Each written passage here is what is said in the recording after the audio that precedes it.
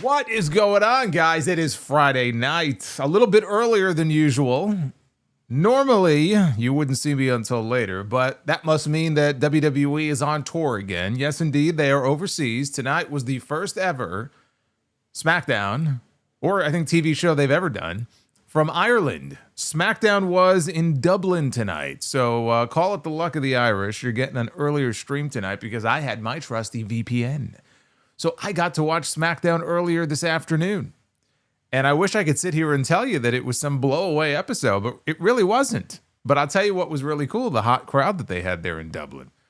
Those people were starved for a TV, call it TV taping. It's not really a taping, but starved for a TV taping for many, many years.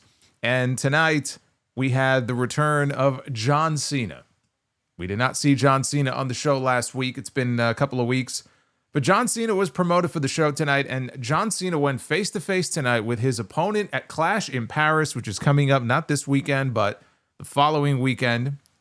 Logan Paul was there, and John Cena gave us, I would say when he cut his promo on Logan, it was 5 straight minutes of greatness. This is what we were missing in those 4+ months that they were fiddling with the John Cena heel turn. This is what we could have been having. Well, I'm glad we got it tonight because tonight was honestly one of the best promos that John Cena has cut on anybody this entire retirement tour. This was John Cena in his element, and he just looked Logan Paul dead in the eye, and for 5 minutes, I can't sit here and tell you that he buried him because it was actually, it was very much a masterful performance. He put Logan Paul over. He elevated Logan Paul as far as the things that he said initially. He was putting him over, what great talent he is, and a future world champion, and a future WrestleMania main eventer. He was saying all these wonderful things about Logan Paul, and then he lowered the boom. And what he was able to do was manipulate this promo in such a way where he then went and he played off of all of the criticisms that so many fans have about him, so many of the qualities they don't like about this guy, how self-promotional he is, and self-serving he is, and selfish he is.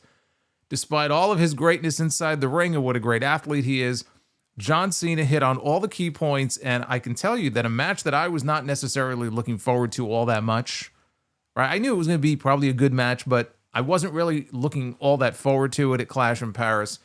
And what he was able to do tonight is go out there and lay the foundation, right? He set the story up of why this match is so important, what's really at stake here in this match, what Logan Paul has to go out there and do to prove himself to John Cena, to prove himself to all the people out there who doubt him, to all the people out there who call him an outsider. That was really the kind of the crux of the promo. I thought John Cena was fucking great on the mic tonight, spitting facts, the left and right at Logan Paul. So that honestly was the highlight of the entire show. And then Logan Paul got a measure of revenge when the show was over. We also had Becky Lynch. Now, they were in Dublin, so you would have to expect that they would trot out a Becky or a Sheamus or someone on this show. We got Becky Lynch. We got the Women's Intercontinental Champion on the show tonight. And actually, as I am speaking right now, as the show is airing on USA Network here in the US, Becky Lynch is on your television in the ring right now as we speak. And I thought that her doing her heel shtick after initially being cheered and then turning heel on the fans and everything, it was fun. It was a fun promo segment to open the show. Any other show, any other city, any other country, it would be any other opening segment. But I thought that was fun. And we had the returns of 2 former champions on this show. Randy Orton, who laid out Drew McIntyre because there was no Cody Rhodes again this week, and Damian Priest, who ended up being a surprise opponent for Aleister Black, not the opponent he was scheduled to wrestle tonight, but they went at it a little bit here on this show. So those were 2 unannounced returns. So that was kind of those are the newsworthy elements of the show. But, you know, honestly, when I look back on this show, the Cena promo was the highlight. The Becky promo was fun for what it was. And we got the return of Randy Orton. And there's really nothing else on this show that I would say really stood out. I enjoyed this episode of SmackDown more than I have most of the SmackDown episodes that I've sat through these last several weeks. Not by much, but it was a better show overall. But there was really nothing else that I can sit here and tell you, you got to go out of your way to see. The one thing that I would say you need to go out of your way and take 5 or 10 minutes to go watch is the John Cena segment. That is worth your time. That is worth going out of your way to see, especially if you are looking for something more for this match in Clash in Paris to get you interested and get you excited about that match. I think that segment might be what you're looking for. But outside of that, not really a whole lot else going on in the show that I would say was terribly exciting. But it was an inoffensive 2 hours. This is your WWE Smackdown review. It is Friday. It is August 22nd, 2025. I am the Solomonster. We are closing out another week. Summer is almost over. Not yet, but it's almost over. Like and subscribe. Super chats are open. You will see them popping up on your screen. I want to say thank you to Death Scythe, wherever you are, brother. Thank you for the 5 gifted memberships. Big G says he's watching SmackDown and he's watching the stream simultaneously right now. It might be a little weird as I go blow past some of the segments that you're going to be watching on your TV. But that's okay. I got you covered here. So go ahead and drop those super chats. I'll be reading all of your messages. I do appreciate all of the support. We've had some fun this week on Monday and Wednesday. So let's do it again here tonight. And let me set things up also for this weekend so everybody is aware. So tonight, obviously, this is a tape show as it is airing on USA right now. So we're going a little earlier with the stream. The podcast, the flagship, episode 926, I'm going to be recording that show tomorrow. And once I'm done recording, whether it's the afternoon, the evening, whenever it is, the podcast is going up a day early. So just be aware of that because Sunday is AEW Forbidden Door. And that has a 1 o'clock Eastern start time for the main card.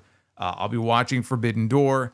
Just like tonight, 8 o'clock Eastern is when I will be going live for the Forbidden Door post show. So not right after the pay-per-view, but a few hours later.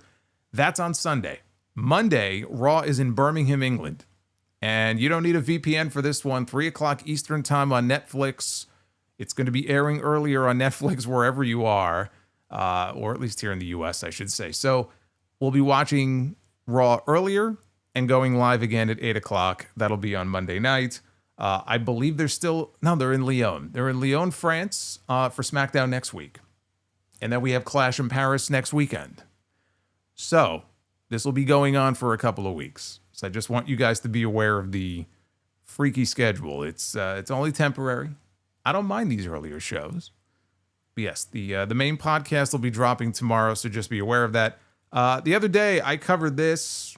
I'll talk more about this on the show tomorrow, but WWE did make it official this week that WrestlePalooza is coming to Indianapolis on Saturday, September 20th. And what this means, I saw this graphic. There's been so many news articles about all of the WWE media rights deals of late and what's moving where. This is an interesting graphic. This is what WWE has set itself up for going forward, in case you are confused. And there's a lot to be confused about. It's hard to keep track of everything that's been going on, but I thought this was very interesting. So Raw, as we know, is on Netflix. And this chart will show you what each of these things, if anything, is going to cost you. If you want to be a WWE fan, and you want everything, you want to watch Raw, NXT, SmackDown, PLEs, everything, this is what you're going to need. You've got Raw on Netflix. There you see the prices. NXT is on the CW, which is actually free over the air, so that doesn't cost you anything. SmackDown's on USA, which is part of your cable package. The PLEs are moving as of September to ESPN's new streaming app. You might get it for free. You might not. And if not, that's how much it's going to cost you. And then all of the other events, NXT, PLEs, Saturday night's main event is moving from here on out to Peacock only. WWE main event, but who the fuck watches main event every week? But all of those will be on Peacock, and that's how much it'll cost you. So this is what WWE is today. It's all just condensed into this chart right here. Times they are a-changing. Times have certainly changed. So anyway, I thought that was a very interesting visual that certainly drives home what's been going on. Not necessarily in a good way. Doesn't Forbidden Door start at 1 p.m. London time? I don't know what it would be in London time, but I know for a fact that it's either 11 or 11:30 in the morning Eastern for the pre-show. And the main card starts at 1 o'clock Eastern. So you figure out whatever it is in London time. What are you guys, 5 or 6 hours ahead? That's what it is in London time, but it's definitely 1 p.m. Eastern. Just be aware. Some people might think it's 3 o'clock. It's not. It's 1 o'clock Eastern on Sunday. Let's talk about SmackDown here. Is main event like Heat? Main event is like what Heat was at the very end before Heat died. If we're talking Sunday Night Heat like when it was first on the air in 98, Sunday Night Heat was a show you did not want to miss. Sunday Night Heat was, believe it or not, at one point getting 5.0 Nielsen ratings. It wasn't like that at the end of its run. So it depends on what era of Sunday Night Heat you're talking about, if you want to compare it to main event. All right, so main show on Sunday, 6 p.m. London time. That's what everybody is saying in the chat. 6 p.m. London time, 1 p.m. Eastern time. SmackDown opened with the hometown lad making her way over to SmackDown for one night only. Not that it matters, but the Women's Intercontinental Champion, Becky Lynch from Limerick, only a couple of hours outside of Dublin. She was greeted with a hero's welcome, but that did not last very long. Once she really got into her promo here, Becky mentions that this is the first live WWE show ever from Dublin. She says that she remembered coming to this very building as a fan. She says that she remembered Randy Orton once making eye contact with her, and that was everything in her life. Just the fact that he stared at her was everything. There's a feud right there, just waiting in the wings to be exploited. Randy Orton and Seth Rollins. She says that she dreamed that they could one day have TV here. And now that it's actually happening, she gets to say, you don't deserve it. None of you deserve to be on TV. She said that she actually petitioned to get this show canceled. And the fans at this point, they turned on her something fierce. Actually started a "We Want Lyra" chant. And Becky leaned into it and says, you're not getting her. She can never challenge me for my championship again. Apparently Lyra is there. I don't know if she wrestled. She may have wrestled in a dark match or something maybe after the show. Because I know there were some members of the Judgment Day who were in the building. Lyra was apparently there. She was not on the show, though. Becky says none of the fans have a face for TV. So the fans don't appreciate her. She's aghast at the lack of media coverage that she's received. She says people talk about being let down by your heroes, but Becky says that she's let down by each and every one of the fans. She calls herself the greatest female wrestler of all time. She has achieved things that people thought were impossible. First woman to main event WrestleMania, win the main event no less at WrestleMania. She's a best-selling author. She says Oscar Wilde and James Joyce never had a best-selling book, but she did. She's a Grand Slam champion, and she also got herself a hot American husband. That got her more heat. I love you too, Turner Bot. In the chat. Look at this. The Turner Bot is with us.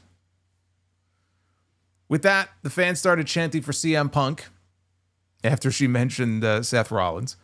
She says nobody wants to see his old ass. She comes home, she says she gets off of her first-class jet. She walks through the airport, doesn't even see her face. But she sees some rugby players and Katie Taylor. And Becky asks, can they cut a promo? Then she calls Bono. She calls Bono pretentious, and that's a very pretentious way of saying Bono's name. She calls Bono pretentious and says that he should take his sunglasses off when he's inside. Only pro wrestlers are allowed to do that. So then she's interrupted by Tiffany Stratton's music.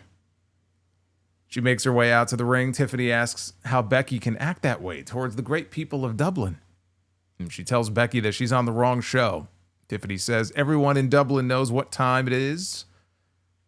It's Tiffy time. She tells Rebecca she can leave. Or if you don't want to leave, I will make you leave. So then they are interrupted by Nia Jax's music. And she makes her way out to the ring. Nia asks Tiffany, why are you worried about Becky? She says, you got way more bigger problems than that.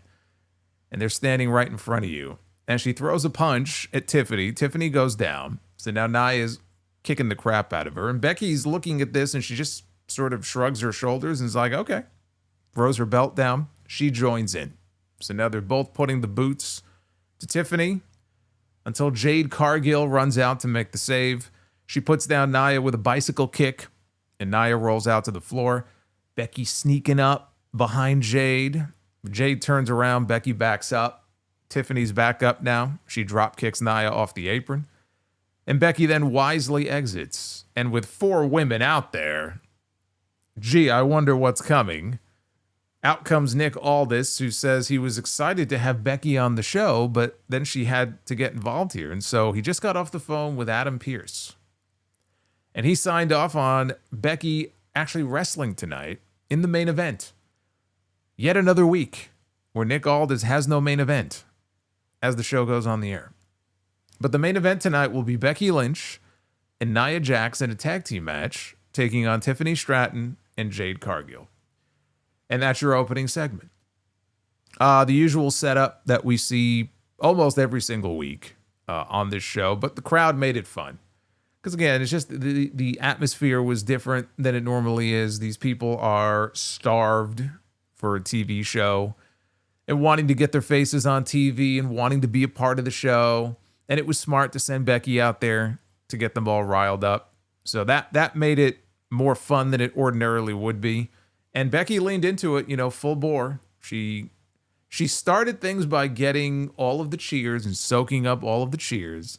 And once she got that out of her system, she went full bore into heel mode. And the fans ate it up. And it made sense to, again, find a way to get her on the show. I wish they would have found a way to get Sheamus on the show. He was there. He did not appear on SmackDown. Sheamus wrestled one of the members of Pretty Deadly. The one that isn't injured, I think Kit Wilson, on Main Event.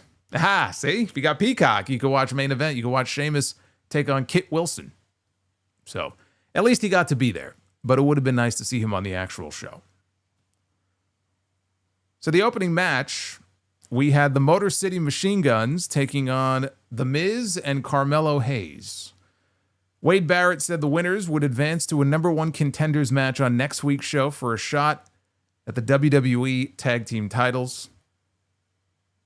Melo started for his team. He was showered with chants of, "We want Miz." We want Miz, these people were saying. If Vince McMahon was running this show, we would have the announcers nonstop talking about how it's a bizarro world. This is just a bizarro world that we're in. To be fair, it's not a chant that you would normally hear. It was kind of bizarre. So they were chanting, "We want Miz." Fans popped when Miz finally tagged in. Another first. Chris Sabin dove through Alex Shelley's legs for a dive out onto Melo and Miz. That took us into a commercial break. Hayes had Sabin down, went to the ropes for his finish. Miz tagged himself into the match. And Hayes dropped down. He bickered with Miz for a little bit about what are you doing? Sabin sent Carmelo colliding into the Miz, who fell off the apron. Hayes put Sabin down with a code breaker, and Sabin took this great exaggerated bump into the air for it. And then Shelley clotheslined Carmelo over the top rope. He dove out onto him. Meanwhile, Miz, he slipped back into the ring and steals the pin on Chris Sabin to win the match for his team. Miz and Melo advance to the #1 contenders match on next week's show in Lyon. They talked about on commentary at the beginning of the match, and it might have been Wade Barrett, who talked about the lack of success that the Motor City Machine Guns have had. They've really hit a rut. They're trying to get something going. Haven't found a lot of recent success here on this show. Well, the streak continues because they didn't find any luck tonight either. Not that I was expecting them to win. I don't know if Miz and Melo are going to win that #1 contenders match next week. They probably are. But I wasn't really expecting them to lose here. So it was kind of a lose-lose situation for the Machine Guns no matter what. Hayes, he did not look happy about the outcome because Miz stole what should have been his win. And he was gloating and celebrating. And Miz was practically giddy about the fact that they are now moving on to the match next week. So this is the story they're telling. Miz going in there and stealing all the glory. Obviously, it's going to explode at some point, and you would hope and assume that this is all building to a Carmelo Hayes babyface push. We had babyface Miz. I mean, he was babyface tonight, according to these people. We had babyface Miz not that long ago. To me, you're not gonna have Hayes turn on him and turn Miz babyface, because it feels like we already saw that recently. So the way to go would be to elevate Hayes as a babyface out of this, and it seems they're building to that at some point. Maybe after they lose. If they lose next week, or if they go on to wrestle the Wyatts and they lose there, maybe it happens at that point. So we go backstage, and Kathy Kelly, hey, Jason. His name is spelled a little bit different. Jacen. I don't think I've ever seen it that way before. Jason Havoc. I love it. Shout out, brother. Shout out to you and Big Ben and the Arizona Zombie and everybody else hanging out with me a little earlier than usual here on a Friday night. I hope you guys are enjoying yourself. I hope you're enjoying this stream more than SmackDown. Backstage, Kathy Kelly was interviewing Jimmy Uso on the pregnancy news that he and Naomi dropped on Monday, and wished him also a happy birthday. And Jimmy spoke about all the love that he and Naomi have been getting all week from everybody. And I do mean everybody, he says. And who walks in? Sami Zayn. And he is just ecstatic. He is so happy for Big Jim. He gives him a big hug. Zayn said he cried his eyes out when he heard the news. Said the baby would always have him as an uncle. Speaking of uncles, Solo Sikoa walked in with Tala Tonga, JC Mateo, and Tonga Loa. Solo said the baby would have plenty of uncles in this family. Yeah, tell me about it.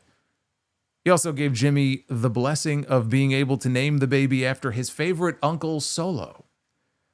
I think that's a fine idea. I think Solo is a great name. So after that, Jimmy looks at him and just goes, no yeet. Actually, he didn't say anything. He just kind of did the whole fucking yeet sign, and then Sammy translated and said that means no yeet. And Sammy told Solo, rather, not to worry about babies. Worry about your U.S. championship. Solo mockingly asked if, do I have to worry about underdog Sami Zayn? Sami Zayn, it's not underdog Sami Zayn that you need to worry about. It's WrestleMania main eventer Sami Zayn. Because just ask this guy. And he motions towards Jimmy. Jimmy goes, he's right. They both share the WrestleMania main event in the same year. That was a great tag team match. Charlotte Flair, one half of the women's tag team champions, went one-on-one here on this show with Piper Niven, who had Chelsea Green and Alba Fire in her corner. Piper, early in the match, hit a boss man slam, and Joe Tessitore, he referred to it as such, before Wade Barrett corrected him and said, actually, Piper calls it the winds of change. She can call it whatever she wants. Will always be the boss man slam. Or if you were a TNA fan, the black hole slam. Just like when Piper goes up to do the Vader bomb, right? They call it the Vader bomb. I mean, they might call it the Piper bomb every now and then, or the Viper bomb, but it's the Vader bomb. Some names are just timeless. Through the generations, they just stick. That's what the move is. Like Sharpshooter is think about it, right? Sharpshooter is a name that works for Bret Hart because he was the hitman. Scorpion Deathlock. It works because it was Sting. But for everybody else who uses those moves, they call it either the Scorpion Deathlock or the Sharpshooter, right? Which doesn't really make a whole lot of sense. But it's always associated with one guy or maybe two guys. And that move is the same thing. You either think of the Big Boss Man or you think of Abyss. So she can call it whatever she wants to. Joe Tessitore, he was not wrong. So after the break, Charlotte landed, and I will be serious about this. I will be serious. Charlotte Flair landed the most picture-perfect in-ring moonsault that I have ever seen her hit before. because so many times when she goes for a moonsault in the ring, now she does outside the ring, and more often than not, it looks good. Sometimes it doesn't, but like in the ring, she'll always over-rotate. She's got those long legs. This was as perfect a moonsault as I've ever hit her or I've ever seen her hit. So she landed that flush. Didn't get the win with it. She only got a near fall with it. Charlotte then knocks Chelsea Green off the apron, locks on the figure 8 on Piper, but Alba Fire is on the opposite side of the ring. She's on the apron now, distracting the referee. Chelsea reaches in and she rakes Charlotte's eyes. Referee didn't see it. Piper lifts Charlotte up for a Michinoku driver. She drives her into the mat, and she pins Charlotte Flair right in the middle of the ring, 1, 2, 3. And the crowd was shocked. So was I. Pleasantly so. I was pretty stunned myself because you just assume, you see Piper Niven is going to be up next in a match, and you just assume that she's going to lose the match because more often than not, that's exactly what happens here. So her going out there and not only winning, but pinning Charlotte Flair to win was very unexpected, and it now gives Charlotte a loss to avenge. And actually, that's 2 weeks in a row now that Charlotte and Alexa have been put down by Chelsea's crew, which is a nice change of pace because, again, normally you don't see that. You know, they can be entertaining. Chelsea's very entertaining, but like as a faction, the Secret Harvest, they have no credibility. Like when they come out there, people know what to expect with them. And if you're going to build them up for a women's tag team championship match, which is exactly what they're doing, because they already announced that Charlexa, as they're apparently calling themselves, Charlexa is going to be giving a tag team title match to Piper Niven and Alba Fire. That'll be in Lyon on the show next week. Alexa Bliss was not on the show. They were put down. She was put down last week, so she didn't make the trip. She wasn't there. But that tag team title match is now confirmed for SmackDown next Friday. We go backstage, and we see Kiana James and Julia. There she is. She wasn't on the show last week. So Julia's there, looking fine as always. She had these white streaks in her hair, a little bit of a different look, and she's telling Julia, the United States champion, that she has a number of deals in the works for her. Michin shows up, and she says that she would like an appointment with the champ. Kiana tells Michin all business inquiries for Julia go through her. And Michin says that she doesn't appreciate all the missed calls, so she's going directly to the champion. Kiana says Michin has to go through her first. And Michin says that she will have no problem beating Kiana to get a title match. And Julia says that she is not worried. So the streak of Julia doing nothing of any real note on these shows continues. I have lost track of how many weeks this is now. The best thing I could say about it is that at least she was actually on the show, which is not always the case. At least she was present. But I'm also watching this because we didn't see her again for the rest of the show. She didn't wrestle on main event or any dark matches. I don't think. But like I'm looking at this and going, imagine like you're being flown all the way to Dublin for this show to do absolutely nothing. She did nothing. She barely spoke here in this segment. But then I look at it a different way and I say, well, they're paying her. And she gets to fly all the way to Ireland. And maybe she's never been to Ireland before. Gets to see the sights and hang out there maybe for a few days if that's what she wants to do. And she doesn't have to work. It's like a vacation. So maybe it isn't so bad. But the one thing I will say is that Julia is the United States champion. And for the people who say Julia is not over, you know, she's not over, she's not getting over. Yeah, no shit. It's kind of hard to do when you don't really have a story for her, when she's barely even on the show. She's a champion. And she just feels like a complete and total non-factor right now. That has to be corrected very, very soon. I mean, I made the comment last week, when it comes to both women's championships on this show, it is a dire situation. Yeah, the fact that we've injected Nia Jax back into the picture, and the fact that there really aren't any other outside of Jade, obviously, who's going to be getting a rematch soon. There really are no other obvious strong challengers right now for Tiffany Stratton. That's awful. And the situation with Julia in the U.S. title is not much better. Something has to be done. Things have to be shaken up. New blood, perhaps, has to be added to the show. We've heard rumors in the past about Sol Ruca or Jordan Grace. Something. And even then, and you can call up anybody you want to. They called up Julia. They brought back Kiana James. It hasn't made a difference. You could call up everybody in the world. You could sign timeless Toni Storm away from the clutches of Tony Khan. If you don't have a plan for her and she's barely on television, it doesn't matter. So let's get Julia on these shows. Let's get Julia in action. It doesn't always have to be a title match, but you want to try to get this woman over, then actually make the effort to try to get her over. People still know next to nothing about her because they haven't bothered to tell you about her. They haven't bothered to flesh out her character. They haven't bothered to put the effort in. They put the bare minimum effort in. You know, she's the United States champion and she may as well not be. That has to be corrected. I'm a big fan of Julia's work. I don't disagree with the people who would watch her on the show and be nonplussed and say, I don't see what the big deal is. Yeah, no wonder. How are you supposed to see what the big deal is when they don't really do anything with her? You're not wrong. Now, after this right here, this was the key segment on the show tonight. Because after this, John Cena made his way out to the ring. And as soon as he got into the ring, and obviously he got a great ovation from the fans here in Dublin, he pitched it to Mark Nash at ringside for the introduction.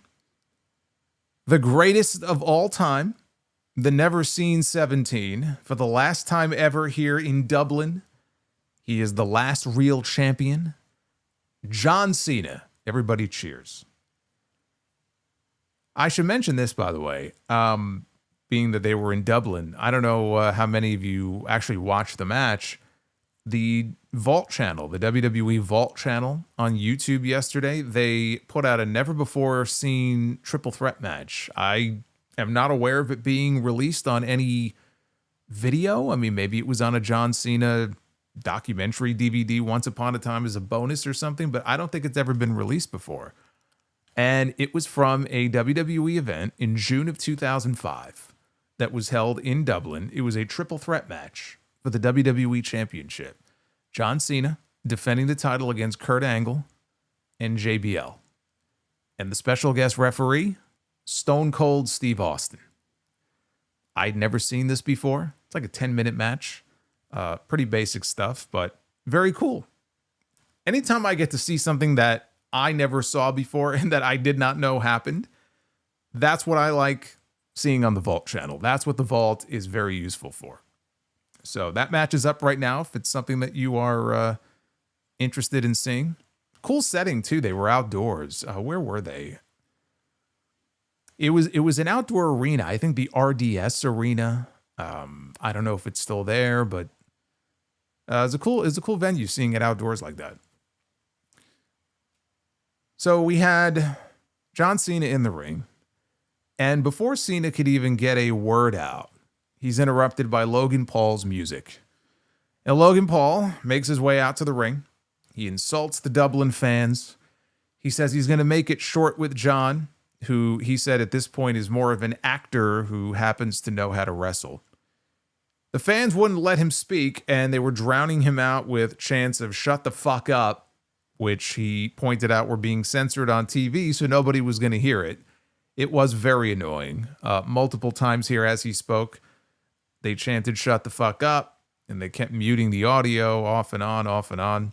But he was very upset that people still call him an outsider. First of all, there will only ever be two outsiders, okay? Scott Hall and Kevin Nash. Those are the only outsiders that I will tolerate. I should just start reviewing the Vault. You know what? It's not a bad idea. It's not a bad idea. Got some great stuff up there. But yes, he was very upset that people are still calling him an outsider. And he says, how? How? He's been doing this now for 4 years. He's been doing this longer than some of the people have been on the roster for. When are the fans going to accept him? Because he is exactly who he says he is. He called John Cena a corporate stooge who does what he's told, listens to management like a good little dog. Logan Paul, though, does what he wants. And if he wants to get attention, he doesn't have to get naked at the Oscars to get it. Cena said it himself, Logan is a moment maker. He's an eyeball magnet. They kept chanting, shut the fuck up. So again, they kept censoring the audio. Who is the imposter? Says the guy who goes out and has kick-ass matches or the guy who's been doing the same 5 moves for the last 23 years? Says who's the imposter? The guy who leaves this ring to go pretend to be somebody else? Or the guy who stays to be himself? He says he's not signing a cohabitation agreement. This is his house now. Little Total Divas dig there. Right? Wasn't that the whole thing with John Cena and Nikki Bella? He wanted her to sign a cohabitation agreement because he's out of his mind. Yo, if you ever... What little bit I saw of John Cena back in the Total Divas, because I did not watch Total Divas. I gave up pretty quickly on Total Divas. I know Total Divas welcomed a whole generation of new female fans. I know some of them. So that's very good. I was not in the demographic for that show. But what little I saw of John Cena on that show, he was 100% a heel on that show. Like, I would listen to John Cena and get, like, American Psycho vibes. Man, if they would have pulled the trigger years ago, I'm telling you, he would have been a great heel. I don't know what the fuck that was we got this year, but they were a good 12 or 13 years too late on that one. So Cena finally spoke. He said his first words. And he put Logan over. When you're about to have a match with somebody on a major event like they're doing next weekend, that's what you want to do. Like, over the years, there have been examples of heels that have gone out there, and I feel like Triple H did this a lot during the Reign of Terror, where he would just bury his opponent on the microphone. Like, tear them down, you're this, you're that, you don't deserve it, you're a joke, right? All this stuff. And it's like, well, you want me to take this person seriously as an opponent for you. It doesn't really make a lot of sense to say things like that, right?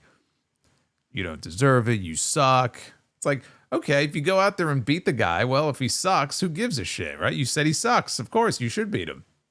In this case, John Cena is building up his opponent for Clash in Paris.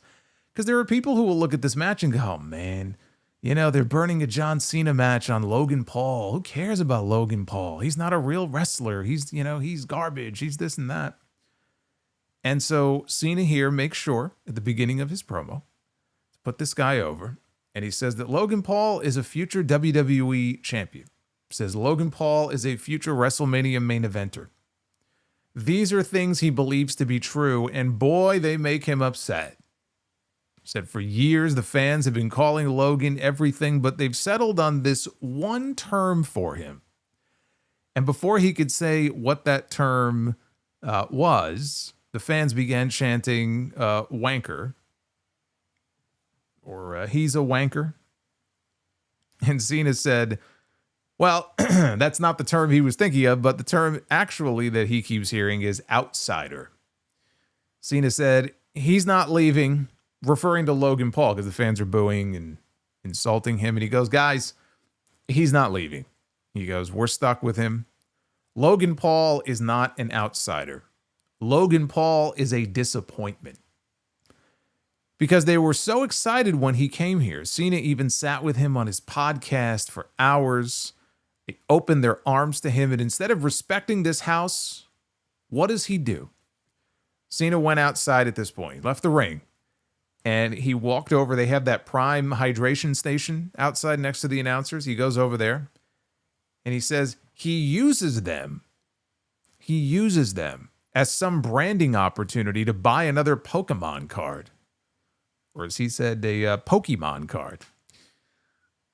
And then at that point, he pushes the card over and all the Prime bottles go flying. So then he gets back in the ring and he continues on. He goes, on top of that, Logan has the audacity to come out here and bully his family and then brag to him that he puts his life on the line for a grand total of 23 matches.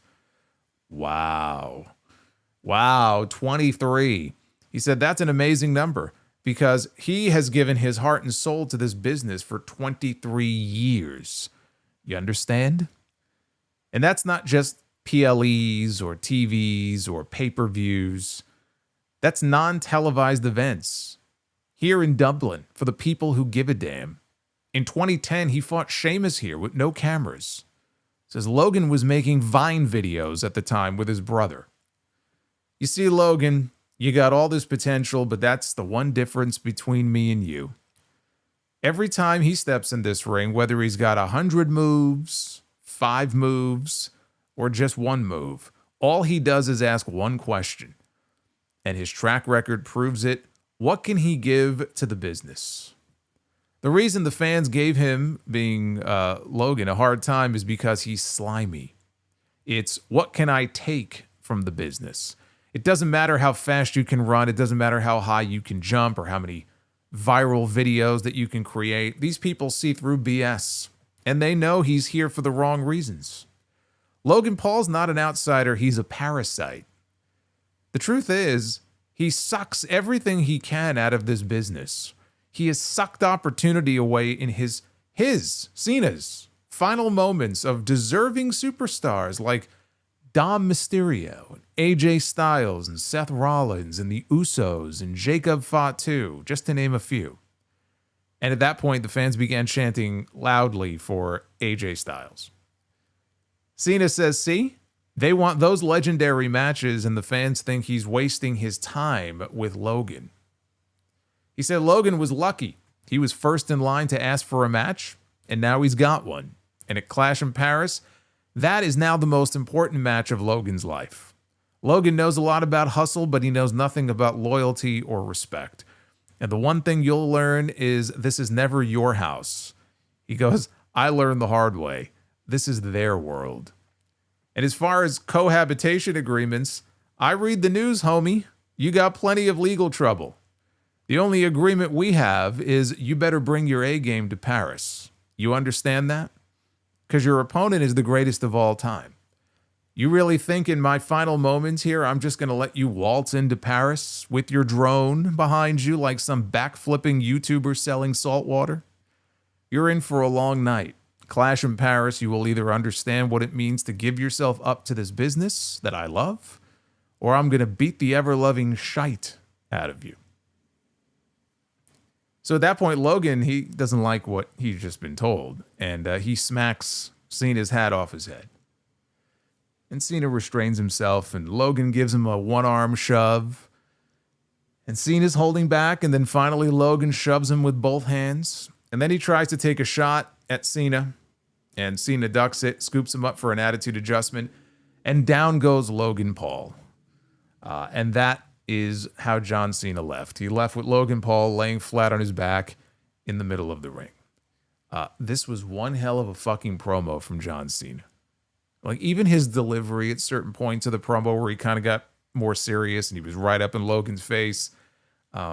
This was great stuff. This was one of the, if not the, one of the best promo segments of his entire retirement run. We're now 8.5 months in to his retirement run, and this was one of the best that he's done so far. And honestly, when I was done watching this, I said, man, this is what they took from us. For those 4.5 months where he was running around playing heel, and you know, you heard fans in the crowd during this segment chanting a lot of different things at Logan Paul. One of the things they were chanting was like phony. He's a fraud, and they were saying all kinds of things about him.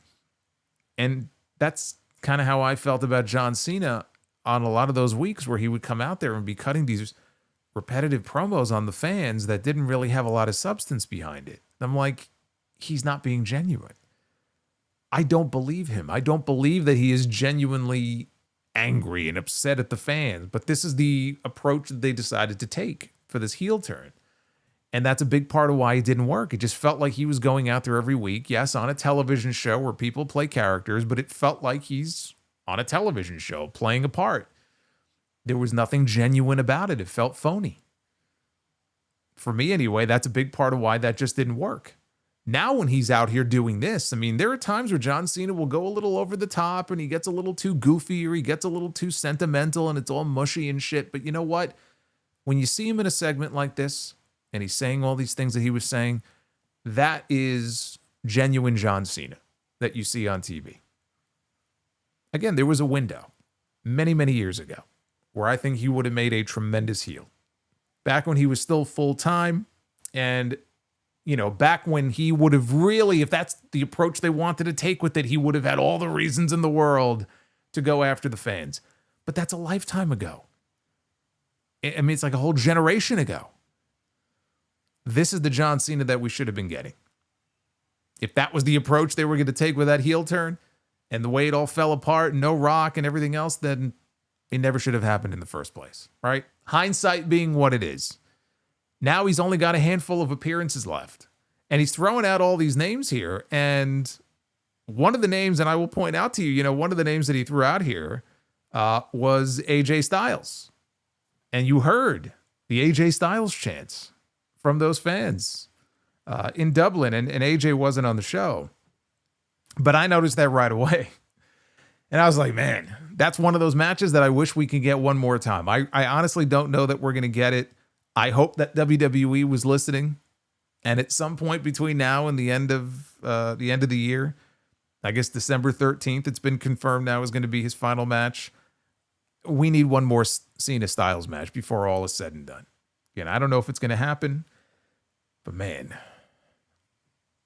they had such a great series of matches together. And I know it was many, many years ago, but I'd love to see it again. But this was excellent stuff. It is worth going out of your way to see. If you didn't see it, in full, the entire, at least the Cena portion of the segment. And he just spent 5 minutes in the ring, staring at Logan Paul and running this man down. And I'm careful not to say burying him. This was less of a burial. And it was just more of him pointing out a lot of very truthful things that a lot of fans think and feel about Logan Paul, when they see him on the show. But he did it in a way where he built him up before he tore him down. This was the opposite of what you saw with him and Roman Reigns, for example, back in 2017. What you saw with John Cena and Roman Reigns when they had their promo battle back and forth before their first match together, he ethered that man. Like John Cena, he embarrassed Roman Reigns. Like I go back sometimes, or it'll pop up in my feed, and I'll see that Roman Reigns, right, the big dog, in the ring with John Cena. I don't even recognize who that is. Like when I compare that to the Roman Reigns of today, I don't even recognize that person. And John Cena, he just went out there and he was just himself. Roman just got outclassed. It's also very different than what we got with John Cena and Austin Theory going into their match at WrestleMania 39. John Cena buried that man 6 feet under. That was not a situation where he was out there really putting him over before he, tore him down. He just tore him down. Like he flat out looked this kid in the eye and said, "You ain't ready." And all the other things that he said about him, I mean, he basically set him on fire and watched him burn. That's not what this was. And I thought it was very smart for him to build Logan up first at the beginning the way that he did, and put him over for his abilities. Because he is very talented. He was the MVP of that tag team match at SummerSlam. Logan's resume, he's got a lot of really great matches on his resume against all the key stars. All the key stars, including Roman Reigns, including Cody Rhodes. And John Cena, you don't know what you're going to get. We got something great with him and Cody at SummerSlam. We had something really good with him and Randy Orton and with CM Punk. So we know he still has it in him. So much of it depends on who he's in the ring with. Logan is still at a point in his career where you hear stories, before his big matches of him back home in Puerto Rico in the ring, practicing spots and going through the match. And so you don't know what you're going to get. I am optimistic that these two can go out there and have a really good match. It may not be as great as what we saw at SummerSlam with him and Cody, but I think they could go out there and have a really good match. Now, in the back, after the commercial break, Logan was shown walking. He was not happy. And he was walking down the hallway. And he crossed paths with Drew McIntyre, his new friend of late, his tag team partner. And McIntyre said that Logan is scared of the mystique of John Cena. McIntyre said it's not 2010. It's no longer Super Cena. There is no Super Cena anymore. He said that Logan is in his prime and he needs to make things right tonight no matter what it takes. And Logan, nodded his head. He went to go leave and McIntyre stopped him and he reiterated, whatever it takes. So that was a nice little hook there to stay tuned to the rest of the show because something might happen. And something did happen at the very end of the show. We had the Street Profits taking on the great Tonga Loa. I know you're all very excited about this. The MFTs were in action. Tonga Loa and JC Mateo. The winners would go on to wrestle The Miz and Carmelo Hayes in a number one contenders match next week. And the winner of that match will then challenge the Wyatt Six for the WWE Tag Team titles. So after a commercial break, Montez Ford, he dodged a running strike from JC. Tonga Loa tagged into the match. Ford managed to throw him out of the ring as Angelo Dawkins got the hot tag. Dawkins lifted up Mateo on his shoulders. Could not quite get the electric chair drop down. Ford now, who was the legal man, wanted to head up top for something, whatever it was he had in mind. He was heading up to the top rope. But Solo Sikoa's distraction allowed Tala Tonga to intervene. This led to Mateo delivering the Tour of the Islands on Montez Ford, and Ford kicked out when he went for the pin. So Jimmy Uso ran out. He hit Tala Tonga with a chair. Boy, does this sound like... is this deja vu or is this deja vu? Does it not feel like this is exactly what happens every single week? The MFTs are out there. Jimmy Uso doesn't come down the aisle. He comes out of the crowd. He attacks them. I feel like I'm watching it on repeat. I'm watching these segments on repeat is what it feels like every single week. So he goes after Tala Tonga. They brawl into the crowd. Solo Sikoa stands up on top of the announce desk. He's trying to get a view on where they are and what's going on. And he doesn't see that Sami Zayn showed up at ringside. And he swept his legs right out from under him. Then he hit Solo with a modified haluva kick. Inside the ring, Ford hit the huge frog splash. The best frog splash in the business. And he covers and pins JC Mateo for the win. Decent enough little match here that sends the Street Profits to SmackDown next week in the number one contenders match, which makes sense. I know the fans were chanting, "We want Miz," which again is just a bizarre thing to hear. It's kind of like when the fans started chanting, "We want Charlotte," not that long ago. I felt the same way. I'm like, what is going on here? They wanted Charlotte, and they tagged in Charlotte, and then everybody went nuts. I go, boy, this is a strange feeling here. Despite that, Miz and Mello are a heel team. And so to send the MFTs to the show next week to wrestle Miz and Mello would have been pretty lame. So they needed a babyface team to go over here. This was the Street Profits match to lose. So them getting the win makes sense to me. Now, we were supposed to get a match on this show between Aleister Black and R-Truth. And that match did not happen. Aleister Black made his way to the ring. And there's no R-Truth. And instead, R-Truth appears on the Tron. And he said that he wasn't going to be able to make it tonight. It looked like he was sitting on an airplane or in an airport. But he said he's not going to be able to make it tonight because he ended up in Dublin, Georgia instead. We got Goofy Truth back. So yes, he went to the wrong Dublin. And he ended up in Georgia. So that's the bad news. Not going to be able to wrestle tonight. The good news, though, is that he put a call in to a good friend of his, and he's going to come out right now to take his place.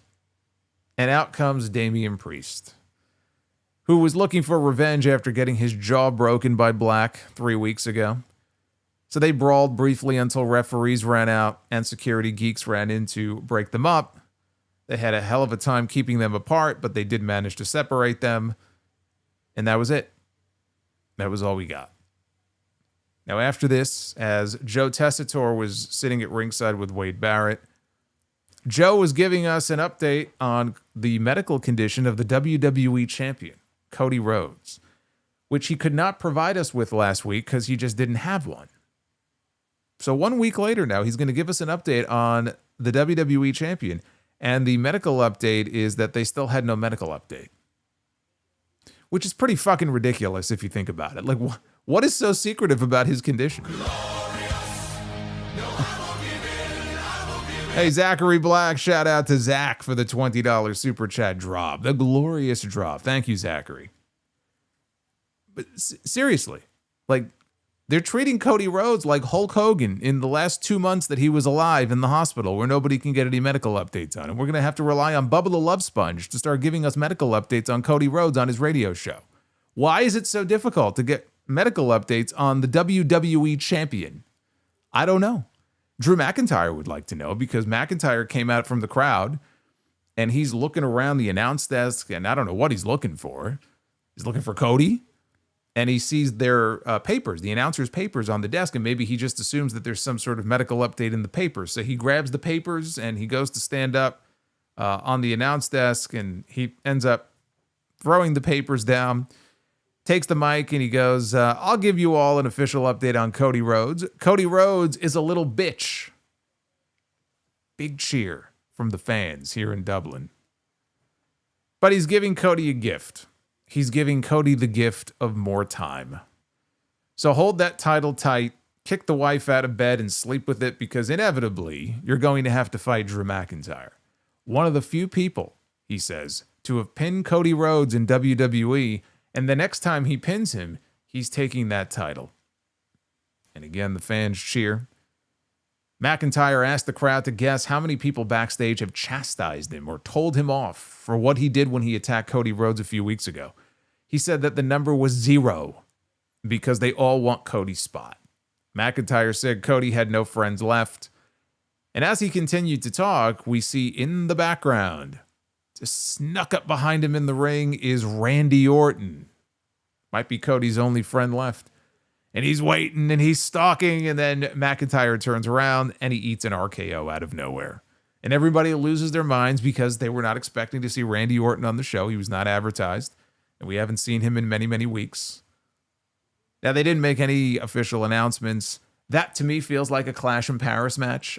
I would think they would want some more European talent on that show. And, you know, the match between Cody and Drew, it did not feel like a Clash in Paris match. Cody would have had to have been back on the show tonight. The fact that he did not return tonight, that leaves one SmackDown left, which is 48 hours before the Clash in Paris show. That's just not enough time. It's not enough time to build up a WWE title match. You already have a World Heavyweight Championship Fatal 4-Way on that show. You really don't need to have 2 world title matches. Take your time. Build that up for WrestlePalooza. That sounds like a WrestlePalooza match, September 20th. You could do Drew McIntyre against Randy Orton at Clash in Paris. It's a way to get them both on the show. All right, Randy Orton got a big reaction when he came out in Lyon last year at Backlash. He may have asked to be on the show. You got to get me on the show, man. Bring my wife. Got a big reaction. You could do Randy and Drew on that show, but if they do, Drew's going to win. I feel like Drew almost has to win if he's going to get the next shot against Cody. But that feels like a Clash in Paris match to me. The main event of the show was a tag team match.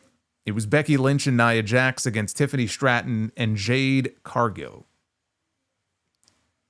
Becky and Stratton, they started things out before Tiffany took down Nia and Becky with a dive out to the floor. And while Stratton tried to get back inside, Becky was holding onto her leg, and Nia hit her with a leg drop. We went to the final commercial break of the night at that point. Watch me. Say hello to Liver Morgan. You know you want me, baby. Oh, Liver Morgan. Have yourself a side of Liver Morgan tonight. Is that Jack? That was Jack. Was that Jack Glancy? Yes, it was. Jack Glancy with some Liver Morgan. Hey, Bobby's World, thank you for the gifted membership. Well, we got a bunch of gifted memberships that I love seeing that. Death Scythe and Bobby's World. You guys are awesome. Where are we, by the way, on the likes to do Be the Booker? We're at 287 likes. We got to hit 400 to do Be the Booker. So we got some work to do on that. Let's get those likes up.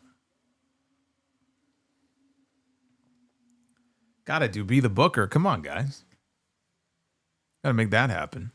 After a commercial break, the final commercial break, we got some work between Jade and Becky. Jade hit a spine buster.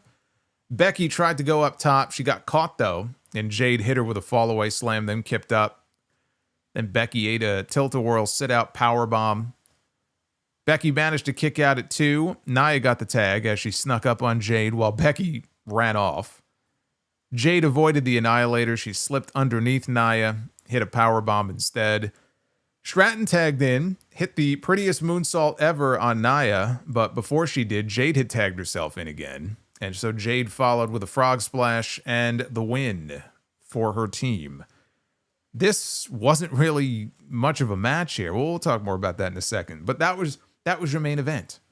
That is how the show would have gone off the air had they not stuck this one little segment in there at the very end. Because after this, they cut to the back. And we see John Cena exiting his dressing room. And he's got a cheesy smile on his face. And he's going to leave when Nick Aldis runs up behind him. And Aldis has a message.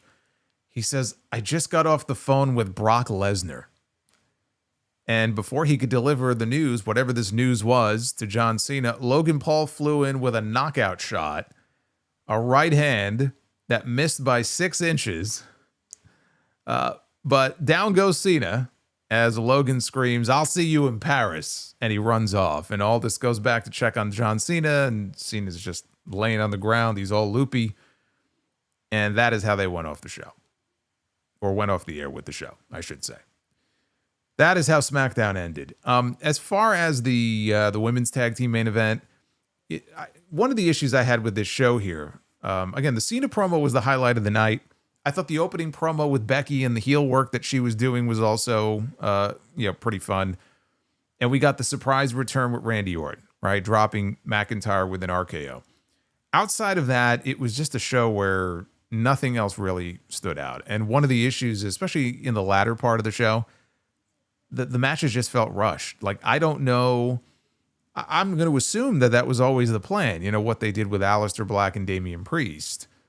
But we ended up getting no match at all. The tag team match in the main event, it just felt very rushed. It really wasn't much of a match. You had some star power in there with Becky being in the match and Tiffany is the champion. But there were segments towards the end of the show that just felt very rushed, as if something earlier in the show had gone long and required certain things to be cut for time. I wouldn't be shocked if the Cena segment ended up going a little long. And that's what did it. Because there's nothing else on the show I could think of that, would have caused that. But maybe that was the case with the Cena segment. So, look, it was mildly better than SmackDown has been lately. Even like the Charlotte Piper Niven thing, it was a pleasant surprise to see Piper Niven pick up the win. Sets up the tag team title match for next week. They move things along. There just isn't a lot to get excited about with this show. And so you rely on a show like this where they go somewhere where they've never done TV before. And a lot of these international places are going to have hot crowds anyway. I would expect the same for Raw Monday and then SmackDown in France next Friday. So the crowd can make the show feel a lot more fun and lively. And so you I look forward to that.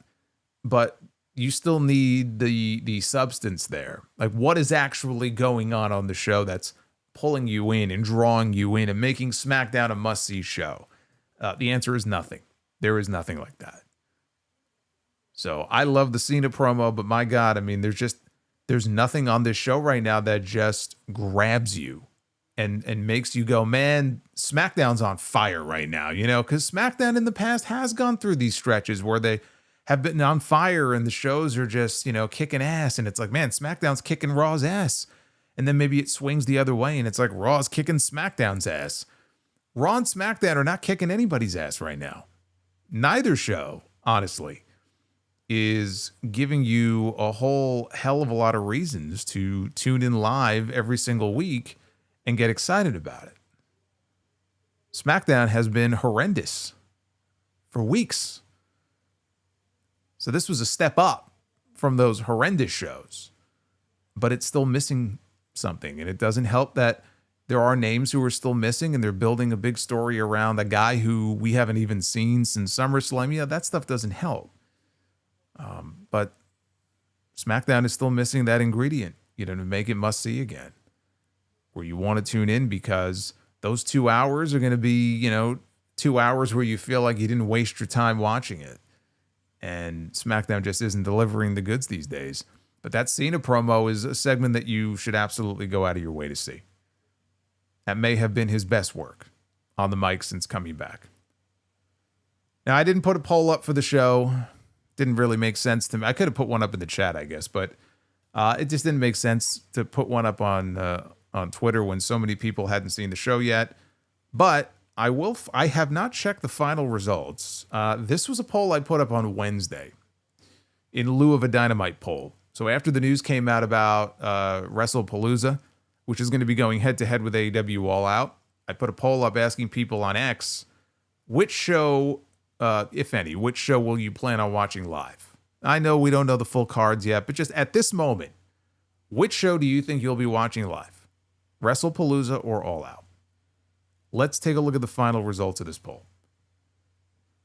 So with 3,216 votes in, 57.8% voted for WrestlePalooza. 42.2% voted for AEW All Out.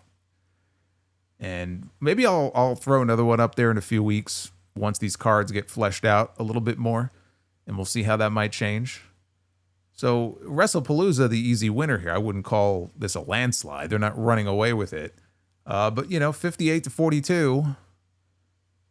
It's a pretty definitive outcome there. But that's as of August 22nd.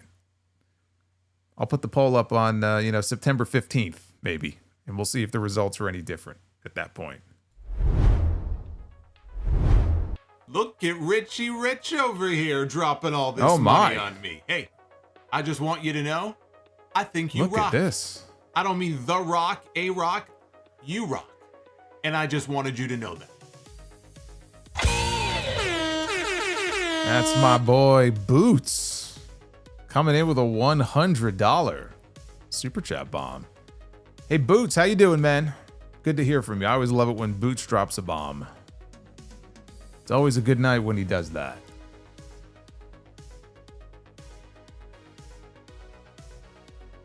Yes, WrestlePalooza.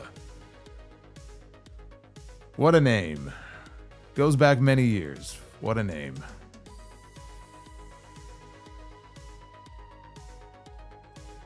All right, we're currently sitting at 328 likes. Again, 400 is the minimum goal to be the booker. We do have another goal going on in the chat. We're actually 11 out of 15 on that one. But let's start from the beginning here.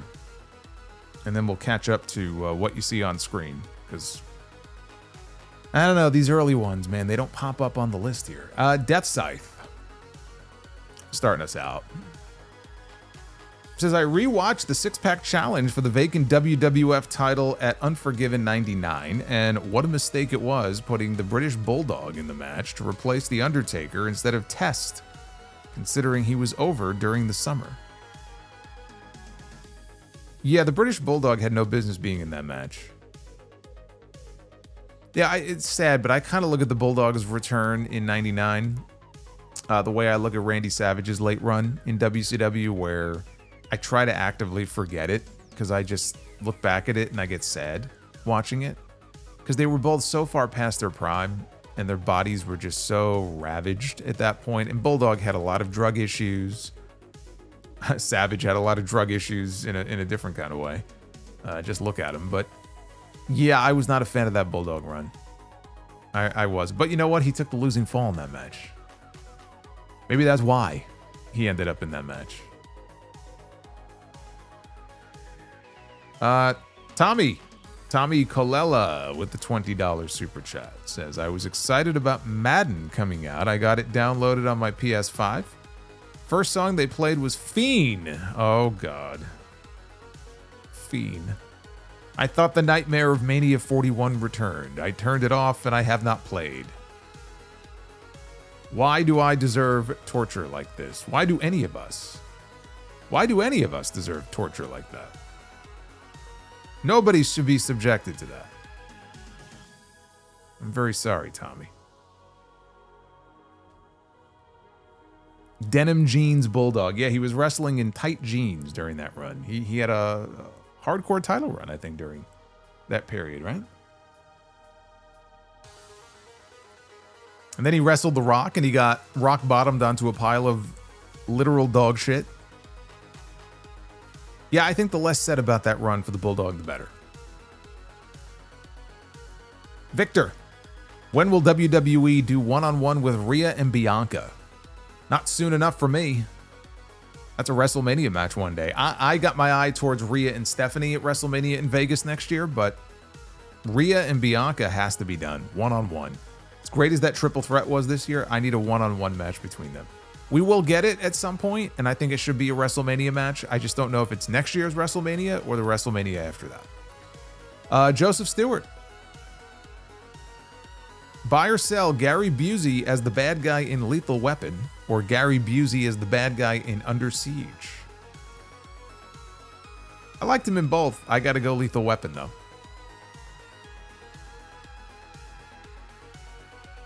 Joseph says, did you watch the In the Heat of the Night TV show and In the Heat of the Night, the movie with Sidney Poitier?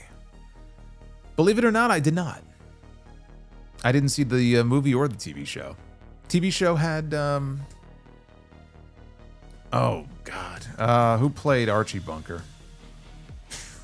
Carol O'Connor, right? Carol O'Connor was in the Heat of the Night. Never watched it. Buy or sell The Waltons or Little House on the Prairie? That was before my time. I'm going to go neither. I'm not buying on either one.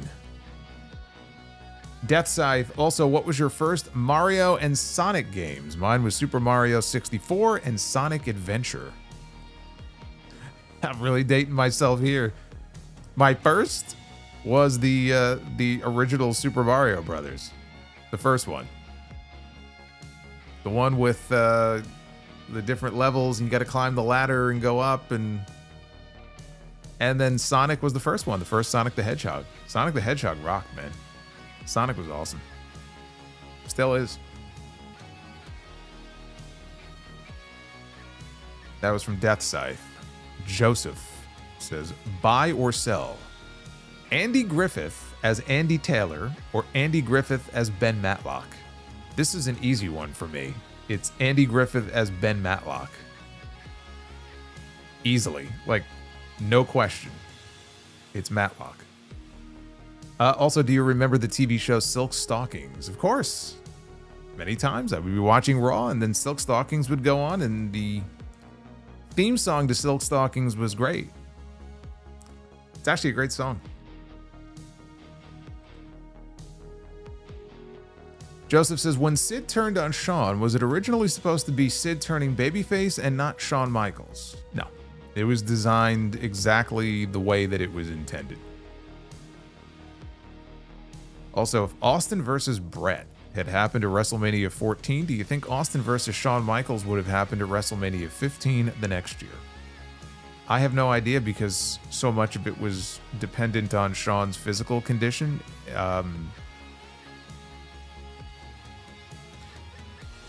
You know, I do wonder if Shawn was healthy and could wrestle that night. I mean, he wrestled that night, but I mean, like, the injury wasn't really a concern, let's say.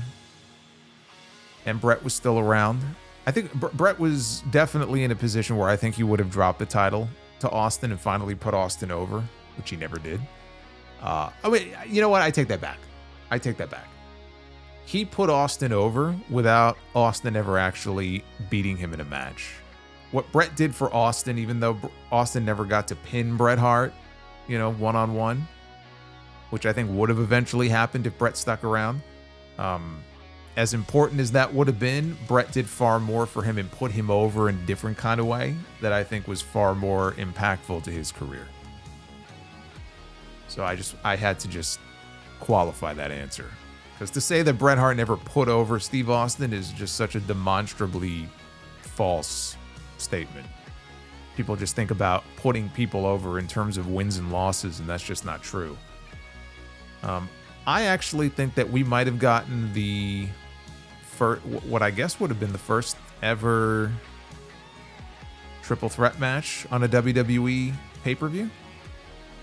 I think they might have done that for the main event of WrestleMania 14. It would have been Austin, Bret, and Shawn. Because otherwise, there's no good place to put Shawn. I can't think of another place on the card for him. And you know, he would have pitched a fit if he wasn't going to be in the main event that night. So I think we could have had a triple threat match on that show. But I still feel like it's important. It would have been important for Bret to be the one to do the job to Austin. Even if it was a triple threat match. Because they had done some, but I don't recall them ever doing one on a pay-per-view, by that point, right? We had gotten a four-way match, right? That Final Four match in 97. But unless I'm just totally blanking here, I don't think they had done a triple threat on pay-per-view yet. Maybe TV. TV, I'm almost sure they did.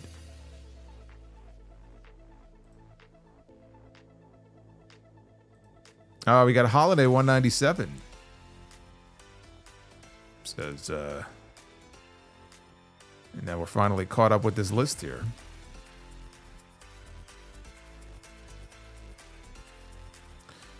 Hey, Solo, I really think they should put the women's U.S. title on Charlotte to elevate it. Becky is doing well elevating the women's IC belt. I don't disagree with putting the U.S. title on a bigger name, being something that probably would benefit the championship, whether it's Charlotte or somebody else, that's up for debate. I wouldn't hate it.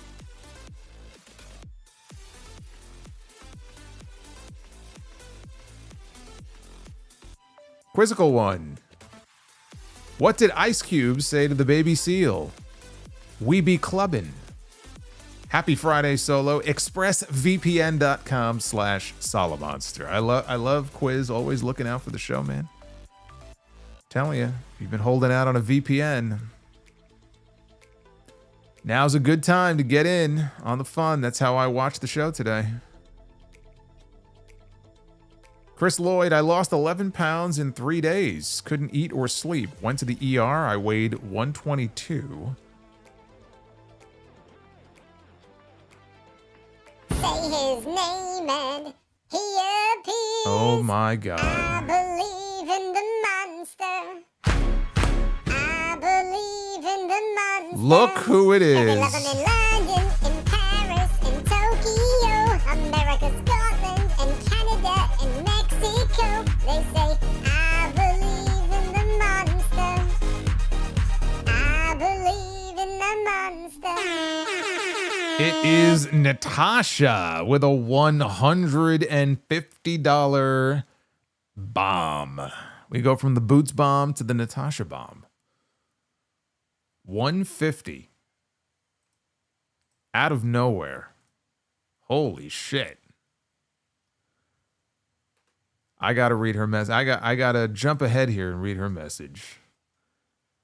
Natasha says, I am back, Solo family. Sorry it's been a while. Took my son to a lot of meet and greets for SummerSlam and had a birthday party for my youngest girl to handle. Hope everything is well with you and the community here. I will be around again. That is music to my ears. I'm glad to have you back, Natasha. Thank you for the $150 super chat. That is very generous of you. She is awesome. Let's get it. This is awesome. I should program that in here. Yeah, this is awesome chant for Natasha. Love it. I hope the meet and greets went well too. But to pick up with Chris Lloyd, Says, I lost 11 pounds in 3 days, couldn't eat or sleep. I went to the ER, I weighed 122.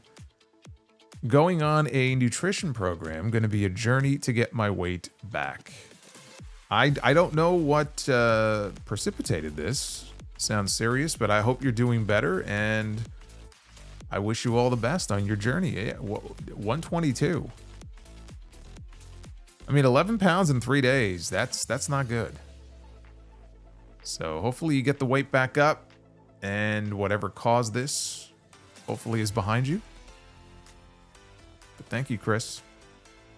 Joseph Stewart, do you think Dominic Mysterio will be John Cena's final opponent and that he will pass the torch to Dominic? I don't. I do not think that Dom, even though Cena name dropped him in his promo tonight, I do not believe that Dom will be the final opponent. I think they could do a little bit better than that. I think they could do a little bit better. I know Dom's got a bright future ahead of him, but I don't think he's the right person for that spot. Duff's Vids, what did... Oh my God. Hold on, Duffs. Hold on. Fuck that. We gotta bust out the chainsaw, cut that tree down. You know, that tree may be moving homes very soon, in a matter of months. If that happens, I don't know what we're gonna do with the learning tree. We'll have to figure it out. Duff's Vid says, what did Watson say when he was constipated? No shit, Sherlock. Thank you for the Express VPN promo. Very easy to use. I'm glad that you can make use of it. I've had to explain. I almost thought about doing a video. I've had to explain it to a lot of people who have not used VPNs before and have no idea how they work. Because it is a weird concept if you're not really familiar with it. And obviously, beyond using it for wrestling purposes, it's got security benefits. You know, encrypting your data and all kinds of stuff like that. I use it on my phone and my tablet when I'm on the road for House of Glory and stuff. So happy to explain it if anybody needs any help. It's not that hard. It's actually very easy to use. So Duffs, I'm glad you're getting use out of it. Depth Scythe, Leprechaun in the Hood is one of my guilty pleasures, and the rap song will never not be catchy. I haven't seen Leprechaun in the Hood in a long time. It's like Jason in Space. Go from Jason in Space to Leprechaun in the Hood. Duff's Vids, how do trees get on the internet? They log in. Trees log in. See? Thank you, Duffs. Joseph Stewart, have you seen the TV show Marcus Welby MD? I can tell you right now, I've never heard of this show before I even read the rest of the super chat, which just disappeared on me. Marcus Shelby MD with Roberto Young, the dad from Father Knows Best, and James Brolin. I've never heard of this show.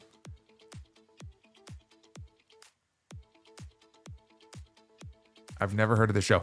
I only just recently became familiar with Chicago MD with Oliver Platt, which is actually a really good show. Oliver Platt's awesome on that show. I've only watched it through clips, official clips on YouTube. I've been kind of addicted to them lately. I feel like I've been watching these episodes just in clip form. So I know Chicago MD. I don't know about Marcus Welby MD. Duff's Vids, a wife got so mad at her husband that she packed his bags and told him to get out, and then yelled, I hope you die a long, slow, painful death. He turned and said, so what? You want me to stay? No ESPN for me, LOL VPN. Oh, I thought this was going to be a joke about, like, the AEW pay-per-views, because they're so long. I feel like that would have been a better punchline. Did I ever get into Frasier? I like Frazier on Cheers. I just never really got into Frazier as a standalone show.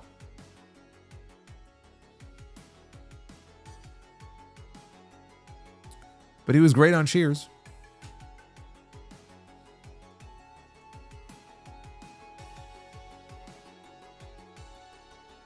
The Mount Burning Kid, Christopher Bennett. Say what you want about Cena, but Solo, we can agree. A dialed-in Cena on the mic is dangerous, and he proved it again. I hated the ending, though.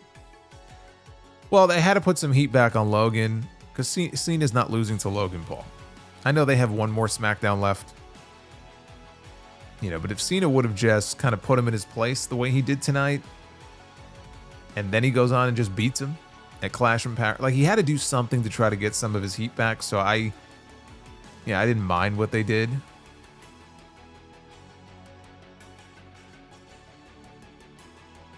Terrible Dry Chicken, please WWE, move the Motor City Machine Guns and Mello to Raw. Yeah, the Machine Guns need something. You know what? The Machine Guns, actually the Raw Tag Team division could use a team like them. I actually think that's a great idea. SmackDown could afford to lose them. Raw could really benefit by picking them up.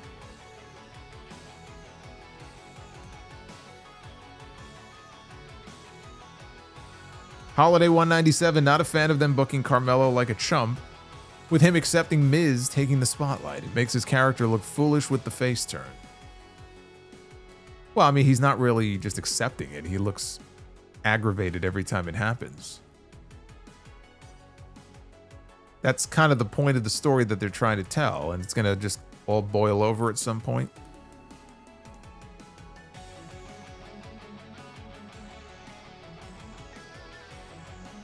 Duff's Viz, what did the egg say to the boiling water? I don't know if I can get hard. I just got laid by a chick this morning. Thank you, Duffs. Terrible Dried Chicken says, every time I see the Secret Harvest, they are like the female versions of this WCW tag team called Creative Control, or they work for Agent Smith. Also, I wish Shawn Michaels was a co-booker of the main roster. Yeah, co-bookers don't always work out well. I don't know about co-bookers. Street Fighter 88. Street Fighter, not Straight Fighter. Maybe, who knows? Street Fighter 88. Caden Carter said that she had the same issue as Julia. She barely got time on TV, but was expected to get over. Yeah, and that's what I love about it. Like, the talent ends up being blamed, whether it's by management or just by the fans on social media. They're not getting over. They're not getting... Yeah, some people don't get over, but you have to give them the opportunity to get themselves over. And whether it's in a backstage segment or if it's in a match, Julie is already at a disadvantage because English is not her first language. Now, her English has gotten better. Her English is not terrible. But that immediately puts her at a disadvantage when it comes to like promos and backstage segments.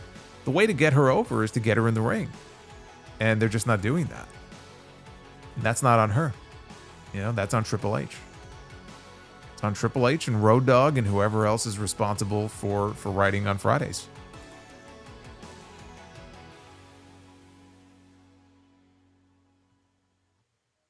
Base Bear says, Conor McGregor versus John Cena promo would have been nuts.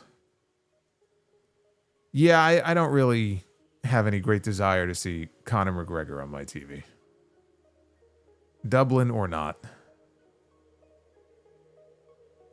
Duff's Vids, I tried to win a tanning competition.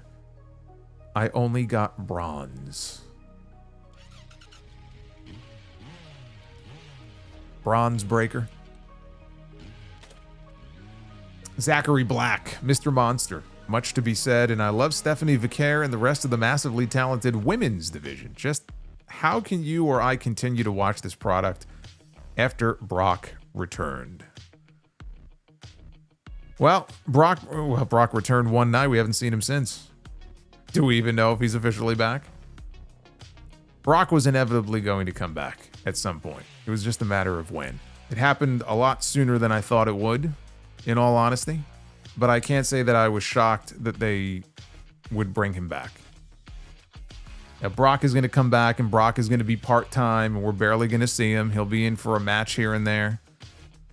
And he'll be mostly, as far as the actual TV shows, he'll be mostly forgotten about because he's rarely going to even be around. Whether or not that's something that you can accept, or if you can't watch the WWE product anymore, I mean, there's probably people who are going to just be completely turned off by that and not even watch. You know, and that's certainly your prerogative. How the women in the company feel, I can imagine some of them are probably not very happy about it. I can imagine some of them probably have other feelings and maybe don't care. But I'm sure some of them do.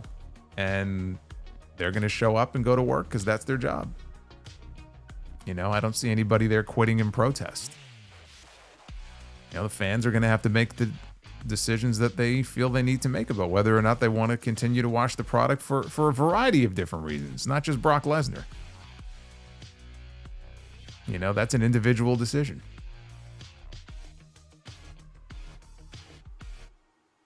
Hey, Sarah, what's going on? Says Solomonster, I heard the news that Killer Cross is debuting in HOG on October... Well, it's October 10th. Says she is excited. Yeah, people are excited. We already have front row is sold out and stage seating is sold out. So now we're down to second and third row. Do we have fourth row up? We might. And then general admission. So there are tickets available, but front row's already gone. Stage seating is gone. Not just for Killer Cross. That's going to be a big show for us on October 10th. Not only is Killer Cross coming in, and I won't say who he's wrestling, but we got the return of the Hardy Boys. We've got Amazing Red already announced for a match with the X Division champion in TNA, the man who replaced Red as the now youngest reigning X Division champion of all time, Leon Slater. And we got some other things up our sleeve.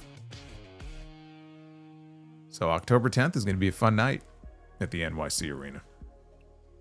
But we got Philadelphia first. September 4th, we'll be in Philly. We got to get past that first. Joseph Stewart, Raven announced his screening for his autobiography tomorrow night outside of Boston. Yeah, he's got a new movie out, like a documentary about his life and career. It's about all I know about it. I know it's coming out. Beyond that, I don't know too much more about it. Dry Chicken says, put Logan Paul in a death match and see what happens. Nick Gage. Put him in the ring with Nick Gage. Pizza cutter.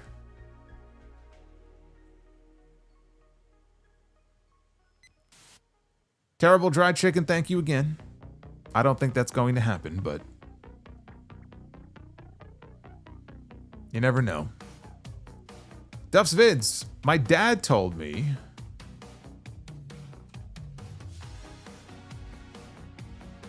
I gotta find. Did I mention to you that Stream Elements can kiss my ass? Have I mentioned that? How badly Stream Elements absolutely fucking sucks. And I don't know why you would update something to actually break it and make it worse than it was before. But yeah, Stream Elements. If anybody's out there from Stream Elements, you can fuck off with this update. Because this absolutely sucks. Just had to get that off my chest.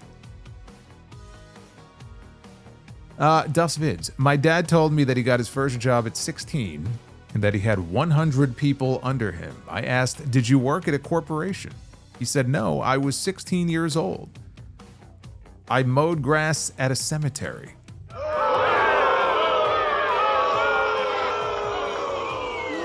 You suck. Terrible. Terrible. I'm going to go from Terrible Dry Chicken to Terrible Duff's Vids. It's going to be his new name.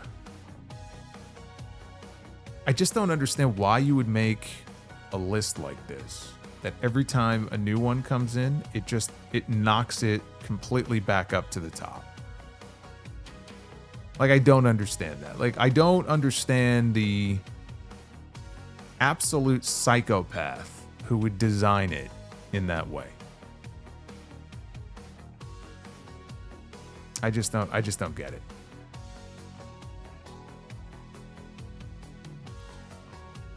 Jack Galancy with the $16. says, I miss when SmackDown was a good show back in 2023. This was so freaking boring. I hate how good Logan actually is in the ring. It's a shame for all that talent. He's an absolute asshole in real life. Yeah, there's a lot of people that don't like Logan Paul. And no matter how good he may be when he's in the ring, that doesn't mean that people are going to like the guy. Just something about him that really irks people.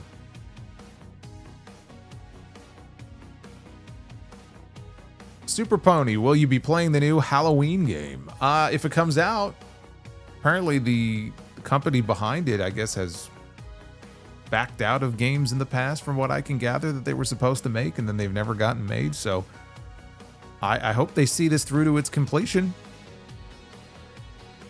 It looks really cool. And I saw that they got Nick Castle, the original The Shape. He's doing, I think, motion capture for the game. So you'll get some of like the mannerisms of like the original Michael Myers.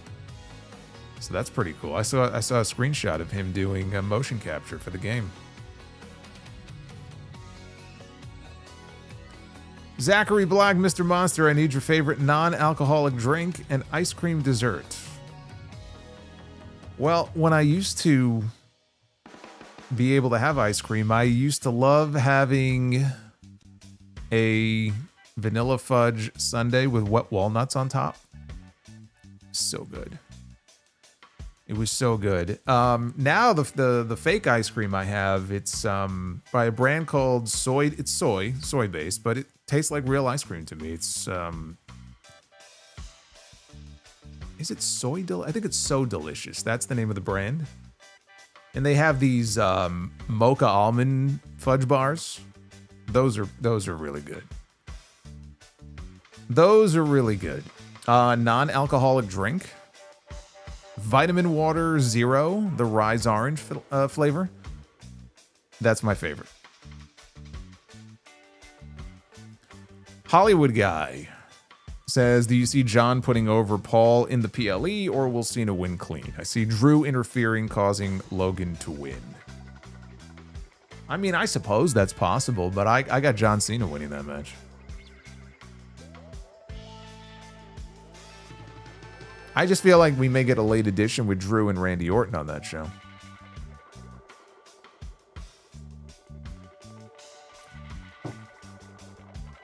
And you know, if they do that, they could even have a John Cena tag team match on TV if they wanted to. They could give us a John Cena, Randy Orton tag team match against Drew McIntyre or Logan Paul on SmackDown at some point in September. Why not? Throw an extra match in there. A John Cena, Randy Orton tag team. The Shaunathon. Any news on where the old WWE, WCW, ECW will stream? Nothing. They've announced nothing. Assume YouTube. Until we get news of a deal that they've reached, either with Peacock or Netflix or ESPN, as of the end of this year, the archives will have no home. So I have to assume YouTube. YouTube is at least the fallback, but it's not like they're just going to take everything that's there now on Peacock and just put it on YouTube. So, I mean, at least classic content will have a home on YouTube, if nothing else, but there's been no deal reached yet for the archives. They've got a few months. Holiday 197. If Drew does not win the WWE title, I hope we get a Cena versus McIntyre match before he retires. The pep talk that Drew gave to Logan is hopefully a plan to plant the seed. It could be a good mini feud. Sure. I'd love to see that one-on-one. Boots. We all know who the real Uncle Solo is. Yada mean. That's right, you're looking at him right here. Uncle Solo's looking at you right in the eyes right now. I'm the best uncle. I'm the fun uncle. Bobby's World, thank you again for the gifted membership. Zachary Black with the $2.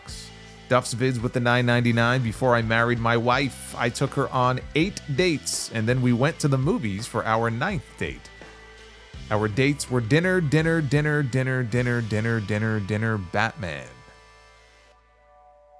Oh.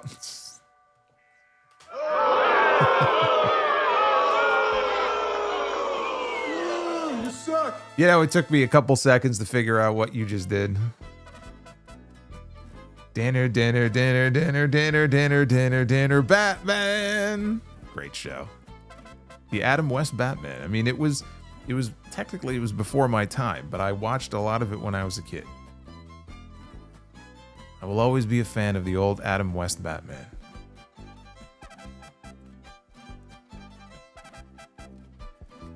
Dinner. Uffman Entertainment, 52 months of membership. 52 months, baby. Buy or sell Knight Rider or Airwolf. And why is Knight Rider the best? Well, you took my answer before I was even going to give it to you. I was going to say Knight Rider. Kits, man. Kit is awesome, and there was no kit on Airwolf. So therefore, Knight Rider wins. Had the better theme song, too. Miles Woods. For me, AJ against John Cena was the only dream match or program that actually delivered. How about you?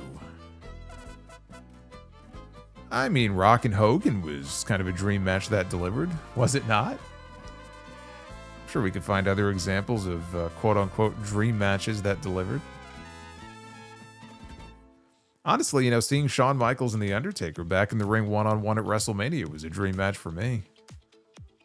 I was shocked it took them fucking 6 or 7 years to make it happen after Shawn came back. But once we got it, boy, did that match deliver. In the chat, what other examples of quote-unquote dream matches that we eventually got lived up to or exceeded your expectations? I know there's got to be a few.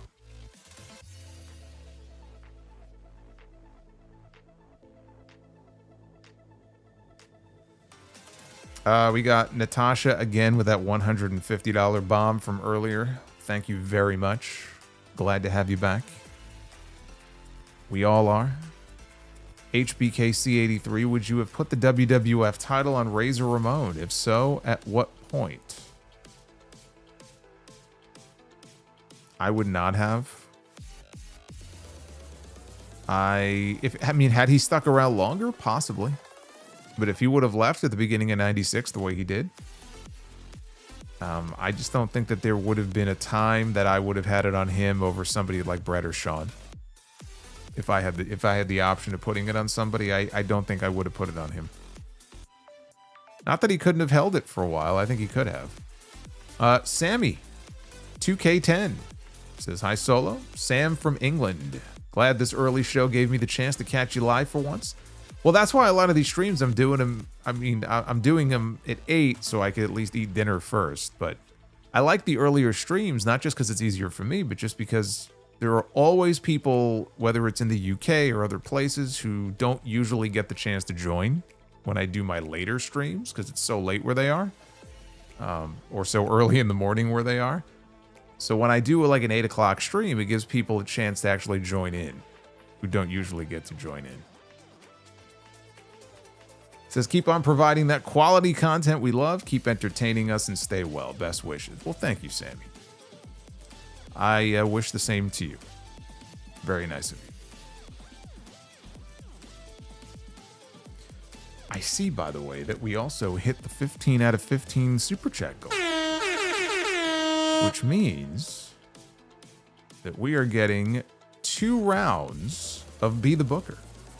Because we hit our regular goal as well.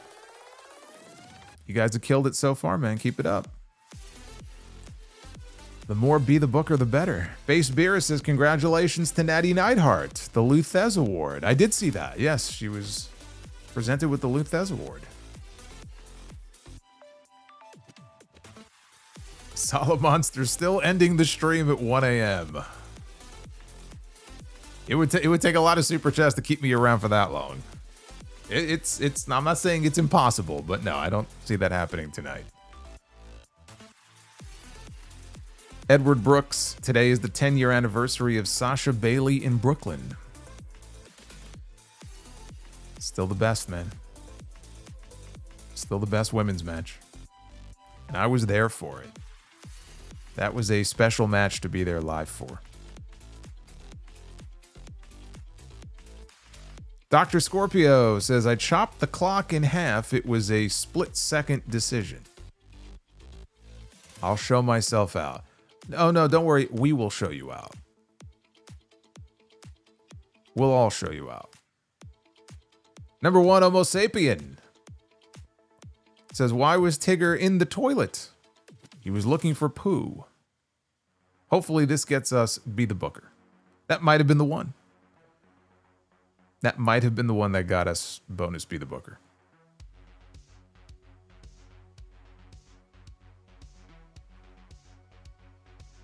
Uffman Entertainment double Be the Booker Bay. Well, maybe that one was. Thank you, Uffman. Dr. Scorpio, for real though, WrestlePalooza sounds like some cheesy wrestling summer camp that you take your kids to.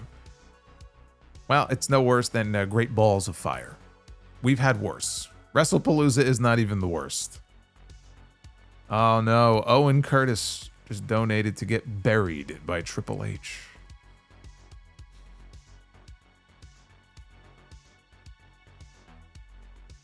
It says, in honor of the first...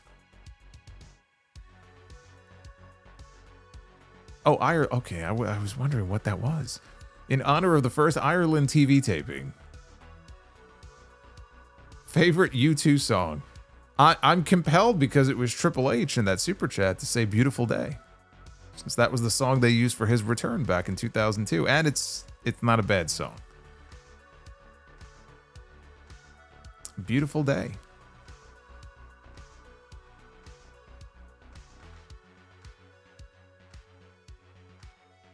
Nick Grasso. According to reports, the Hurt Syndicate refused to put over FTR straight up, which is why Bandito and Brody King were added to the match. There shows a problem behind the scenes, and the inmates are running the asylum a bad look. I've been talking about this for like a couple of weeks now on the podcast, so I thought this was coming.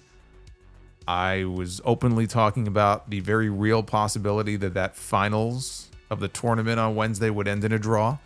And lo and behold, that's exactly what we got. Now we're getting a triple threat. And ultimately, those titles need to end up on FTR. Tony wants them on FTR. That's where they should end up. The fact that this is probably happening because certain people did not want to lose those titles to FTR, if in fact that's the entire reason, the real reason why this is happening, it does not paint Tony Khan in a very good light. That this is sort of the compromise. There should be no compromise. There's nothing to compromise here. If that's the sole reason why we are getting this triple threat match, it is a bad look for Tony Khan. You got to put your foot down and say, too bad. This is who you're wrestling, and this is what's going on. You're losing the titles to them, and that's it. That's it. It's very simple. Terrible Dry Chicken, I am vengeance. I am the night. I am Batman. Yeah, and it's an elimination match now, by the way. They stuck that in there, too. They said nothing about that on TV. But the graphic on Twitter indicates it's an elimination match. So, in that case, it kind of makes me wonder if they might have Brodito eliminate the Hurt Syndicate. And like shock the world, and the Hurt Syndicate gets eliminated first, not by FTR, but by Brody King and Bandito. And then we have new champions guaranteed, and then FTR beats Brodito. Very real possibility that might happen.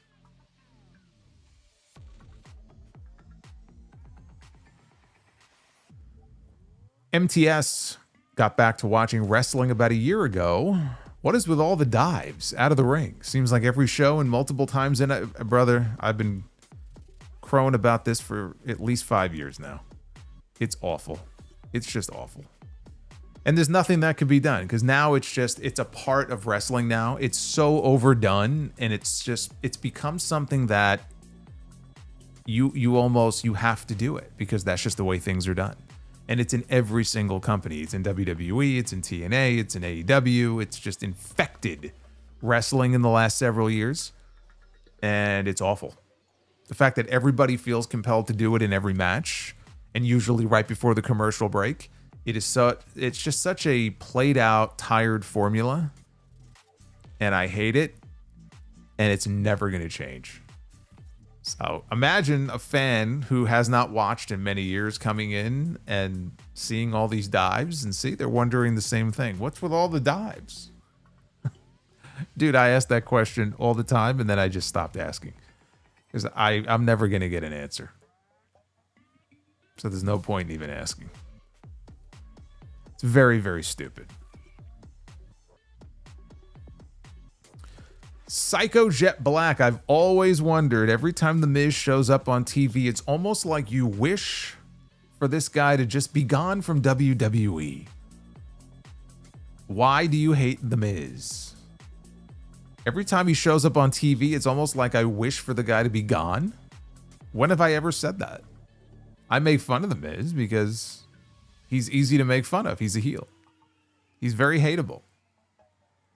He's very overly produced. He's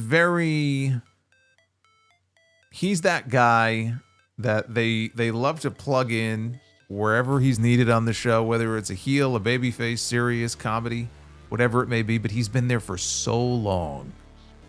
And his shtick has never changed. You know, I'm The Miz and I'm awesome. And now he's with Carmelo Hayes and yeah, we're him. And I'm like, Some of the stuff that they have him do on TV is just groan inducing. But when you see somebody on TV for so long, and I feel like this is the same thing that like a Dolph Ziggler ran into. And they're at a certain level and they're there for forever. You know, you get sick of them because they don't go away. They're always there. And there's nothing about The Miz's act on TV at this point that is terribly interesting to see. So he's a useful player, like a utility player on the show. And now they're going to use him to try to get Carmelo Hayes over as a babyface, which is fine. I mean, that's the kind of role he should be in. But I just love how people, like, they hear me, like, make little jokes during the reviews and be funny and stuff, and they, from that, extrapolate that I hate the man. Which I've never, ever said. But people just sort of assume things that, you know, oh, he must hate The Miz. No, I'm tired of seeing him on my television a lot of times because why wouldn't I be? That doesn't mean that I hate the man. I want him fired or out of a job or that he brings no value at all to WWE. He has had a very blessed career. He met his wife, has a whole family. Like, he has had a blessed career in WWE. He will, and he always will. He's one of those guys where if we heard one day, and I know we heard it with R-Truth, but seriously, if we ever heard that The Miz was released by WWE, I would be more stunned by that than I think the news of any other release that we have ever heard. Like, he is the quintessential lifer. And when he's done in the ring, he'll still be there, but he'll be there in some other capacity. You know, whether it's a producer or a coach, an ambassador, whatever it is they have him doing, an announcer maybe, a general manager. Tell me you can't see The Miz one day when he's retired as like the GM of Raw or the GM of SmackDown. Like, he'll always have a role there. And that's fine. I just cannot bring myself to care about him as a weekly television character on these shows. I don't see anything terribly controversial or wrong about that statement. I bet you most people in this chat would agree with me.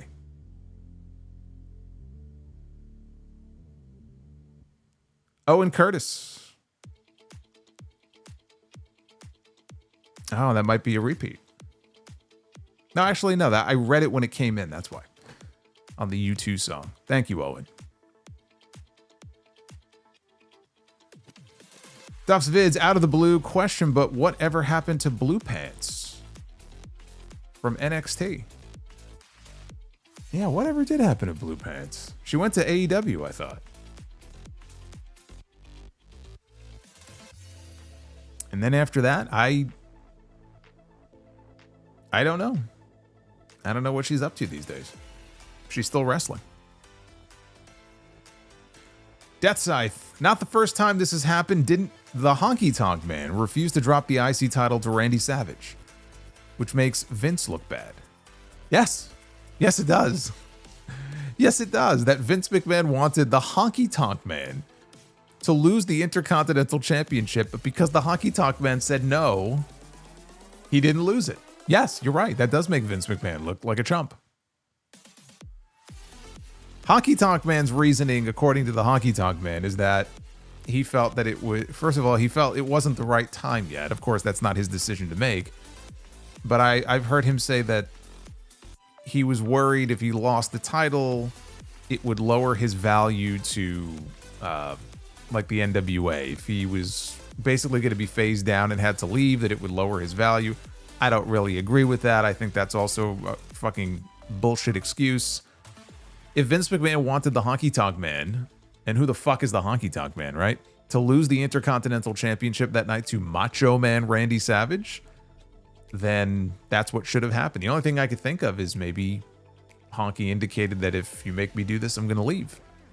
You know, and they had a live special that night on NBC, and it's like, all right, you win. So they ended up doing like a count-out finish. But no, I don't disagree. It makes Vince McMahon look bad. He got outplayed by the Honky Tonk Man.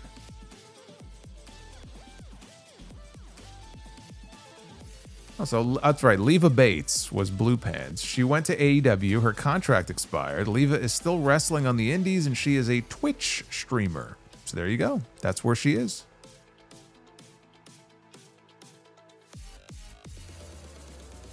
I would say things worked out okay, though, for the Macho Man. He got a nice consolation prize out of it. Ted DiBiase, on the other hand, I don't know that he's ever really fully forgiven the Honky Tonk Man for that decision. He believes that he would have been the WWF champion had things gone the way they were supposed to go. We'll never know. We can't ask Vince because his brain is fried anyway. I doubt he would. I wouldn't trust, even if he told us, I wouldn't trust his fucking response if his tongue was notarized. Dry Chicken says, imagine Omos doing a dive off the top rope. Yeah. First time he does that, I could just see the Undertaker in the back, like with that finger. Come here. Come here. Don't ever do that again. Like when Big Show was doing that. Big Show was doing moonsaults and stuff, kip-ups. And he said, Hogan pulled him aside one day and said, what are you doing? Don't do that anymore. You're a giant. You're not supposed to be doing stuff like that. It's like Kevin Nash. Recently, Kevin Nash was on his podcast and he was talking about Raquel Rodriguez, and he said that she needs to be playing big more. You know, she doesn't play big. She's like everybody else and she sells too much. You got to play like, you know, big meaning like Diesel, like what Diesel was. And she was asked about it, I think on a podcast that she did, interview. And I thought her response was actually very professional. And she said, you know what, that's, if Kevin Nash is telling me that he thinks I should work, you know, bigger in my matches, then that's great feedback. And I might have to, you know, take that advice. And wouldn't you know, the last couple of months, she's been working bigger in her matches. And she's actually been doing really well. A lot of people have taken notice of how much better she's got.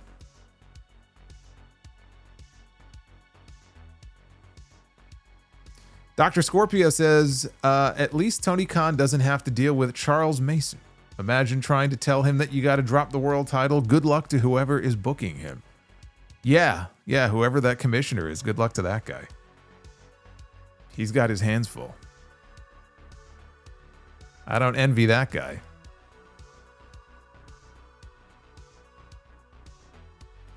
Thank you, Dr. Scorpio.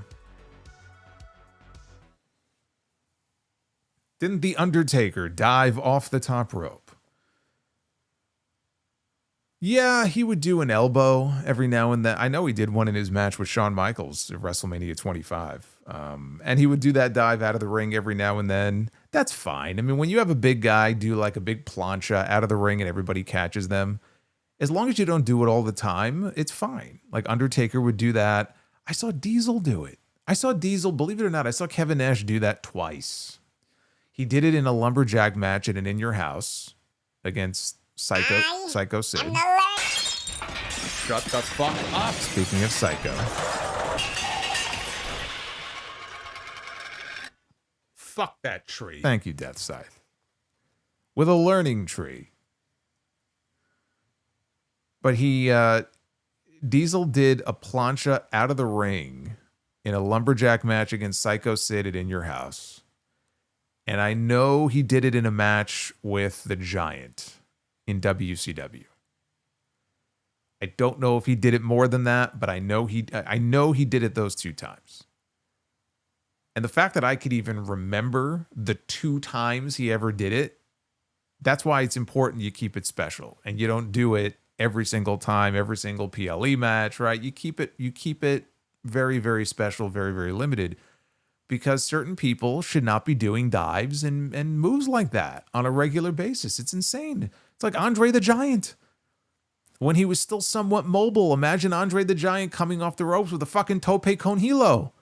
It would be ridiculous. Big John Studd with a fucking cannonball off the top of the prettiest moonsault ever from Big John Studd. It's ridiculous.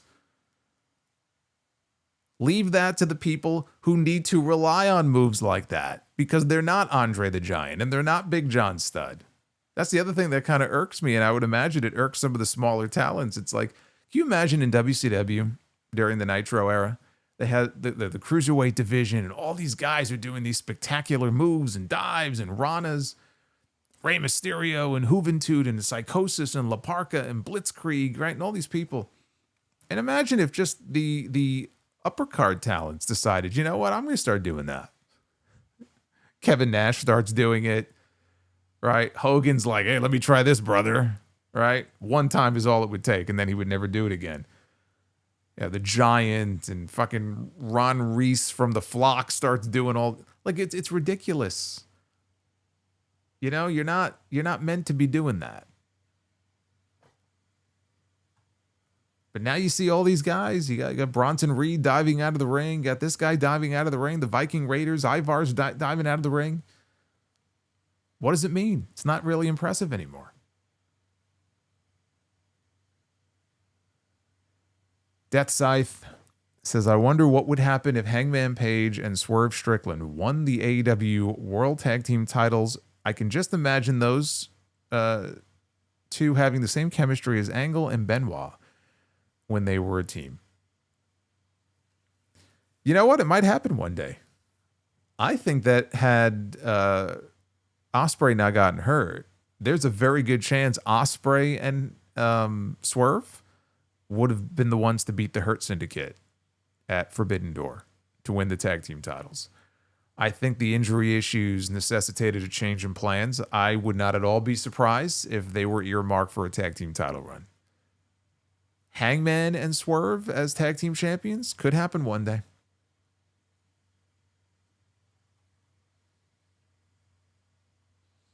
Terrible Dried Chicken says, you know what will be my worst nightmare? Brock Lesnar working a death match. Says he will not step in the ring with him. Well, that's another one. Like Brock Lesnar used to do a shooting star press. The fact that he could even pull off a shooting star press is just incredible. And man, had he hit that one at WrestleMania 19, that would have been one for the highlight reel. Unfortunately, it didn't quite go the way he wanted it to, and he was smart enough never to try that again. But like if Brock was busting out shooting star presses in every match, after a while, it doesn't really mean as much anymore. But if he busts out a shooting star only in those rare situations where the F5 is not working, what do I do? It's like a WrestleMania main event. You bust out a shooting star press and you win with it. They're doing all these moves and they don't even win with them. Ricardo with the $4.99. WWE should pay Jericho to continue his learning tree gimmick on AEW. It's that bad. He's a bigger value to them that way. So Ricardo's idea, I love it. Ricardo's idea is that WWE should pay Jericho to continue doing the learning tree on Dynamite. to keep him away from WWE. And if Jericho can pull that off, he's playing chess. Everyone else is playing checkers.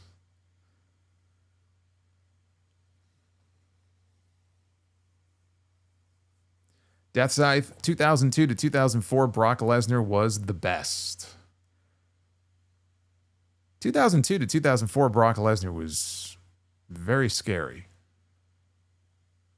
I mean, so was 2012 Brock Lesnar, but 2002 to 2004 Brock Lesnar, he did more than just Suplex City. He actually wrestled. He's always had that scary speed.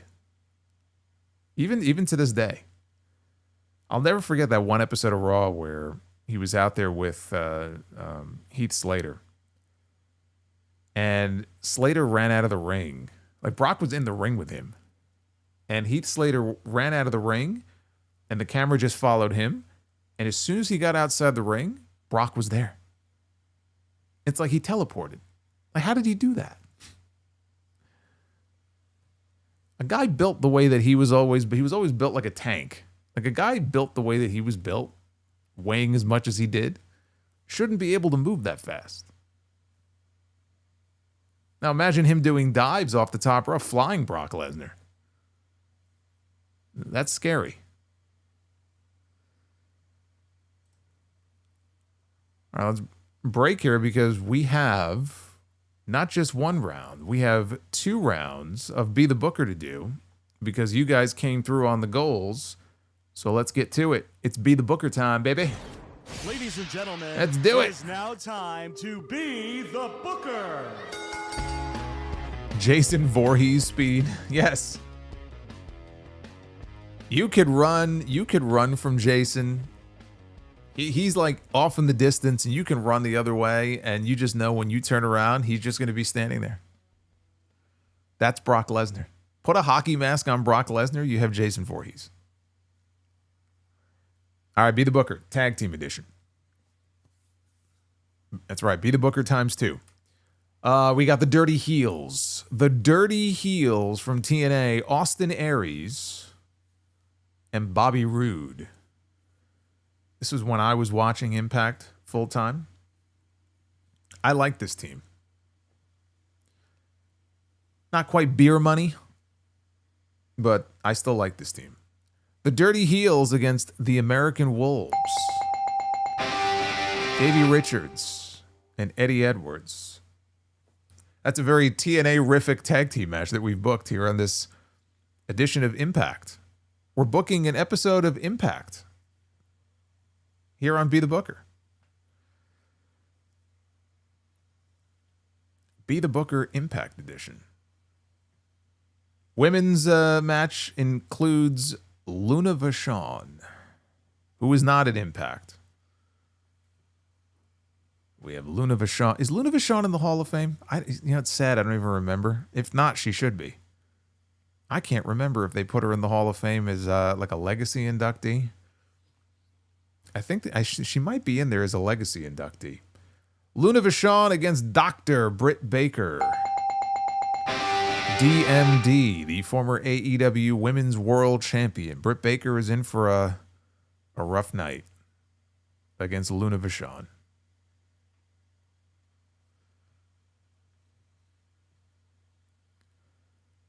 She is in the legacy. Yeah. All right. Well, at least she's in. I mean, she deserved a proper induction, but I guess it's better than nothing. All right, the main event, we've got the former TNT champion, currently one half of the Ring of Honor. I guess still technically for now. His partner just had double knee replacement surgery, so I don't know what the fuck they're going to do with those belts. But Sammy Guevara. Sammy Guevara is in the main event of Be the Booker. Better be on his best behavior. Can't afford a suspension here, or else we lose our main event. Oh my God, it is Sammy Guevara against the Beast Mortos. It's the Beast Mortos. I'm not going to lie. Someone may or may not have greased my palms to get the Beast in the main event.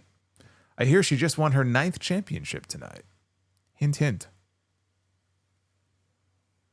Well, it may be a Collision main event, but it's a main event all the same.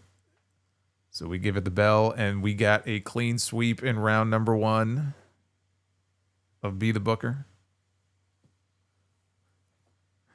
That's right. My boy, Money Mortos. I'm just saying, somebody may have greased the palms here.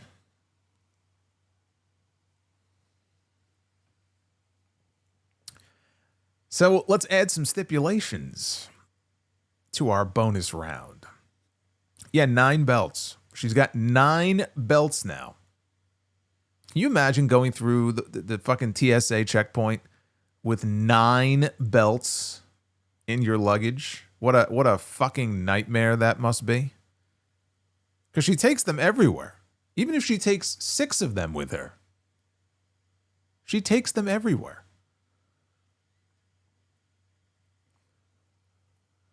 All right, we're going to have ourselves a parking lot brawl.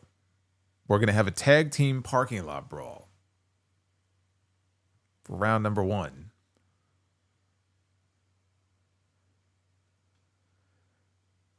It was a great tag team parking lot brawl on Rampage back in the day with Santana and Ortiz. God, who did they wrestle? Santana and Ortiz against... Was it Best Friends? Might have been Best Friends. All right, tag team parking lot brawl. Team 3D. The Dudley Boys. Going to be wrestling their final match ever together as a team against the Hardys one last time at Bound for Glory in October.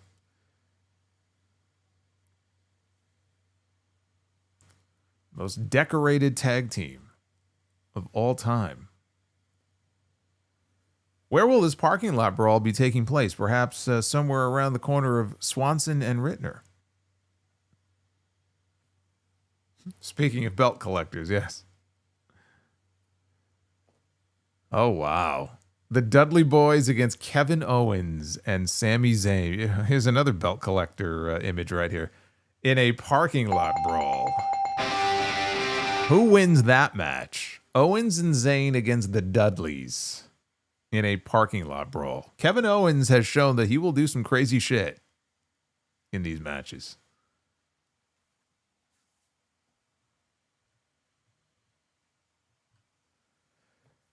That's 4 in a row, by the way, that we've had so far. 4 bells in a row. Tables. Yeah, get the tables in the parking lot. Get them ready. The NXT parking lot. Well, we'll never see them again. All right, we're going to have a strap match. A women's strap match. All right, so that's where we're headed with this. These 2 women are going to strap the shit out of each other. Who's it going to be? Ty Mello. Mrs. Sammy Guevara. We had Sammy Guevara in the men's main event. Now we have Mrs. Guevara here in the women's main event. Tied to a strap.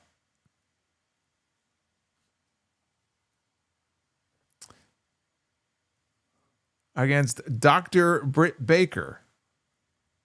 DMD. For the 2nd time tonight, the good doctor is pulling double duty. How are we feeling about this? Ty Mello and Britt Baker in a strap match. Our streak of bells is on the line here. I need some feedback from you guys. I'm tempted to give this a buzz, honestly. I don't know. And Britt pulling double duty here? Streak is over. The streak is over. It was bound to happen. It was bound to happen.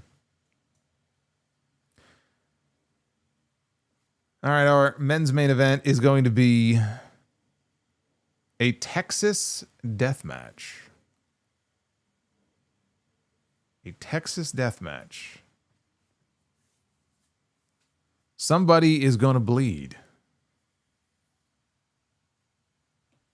Bam Bam Bigelow in a Texas death match. Bam Bam can throw down. Bam Bam looks like he's been in some street fights back in his day. I don't know that he was ever in a Texas death match, though. But he will be in one against Penta. Penta against Bam Bam Bigelow. I like that match. I like that match a lot, actually. Hell yeah. Sign me up. That's awesome.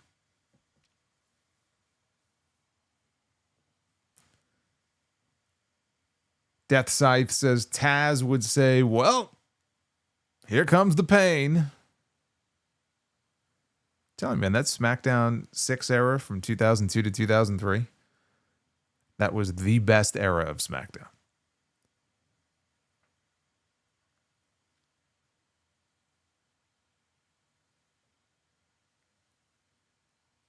Dry Chicken says Mercedes Moné wants to break Ultimo Dragon's record. What did he have? He had 10, didn't he? She only needs one more. Yo, Kyle Fletcher posted a picture of himself with the TNT championship, and then Mercedes posted underneath, that's a mighty fine belt you got there. She may have to start coming after the men's belt. She's going to run out of women's belts. Matt Fisher. With Brie mode. Just got here. Can we start the show over? You can.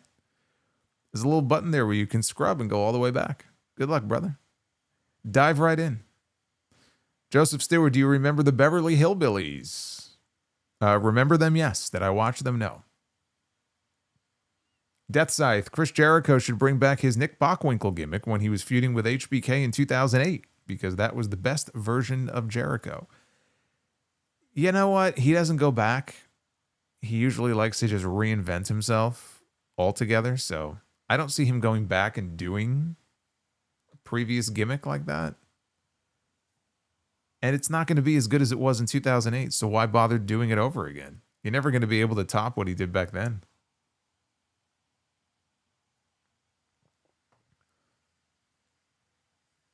I've got a lot to say on the Jericho stuff and where I fall on this. So there'll be a big Jericho segment on the podcast tomorrow. Oh my goodness.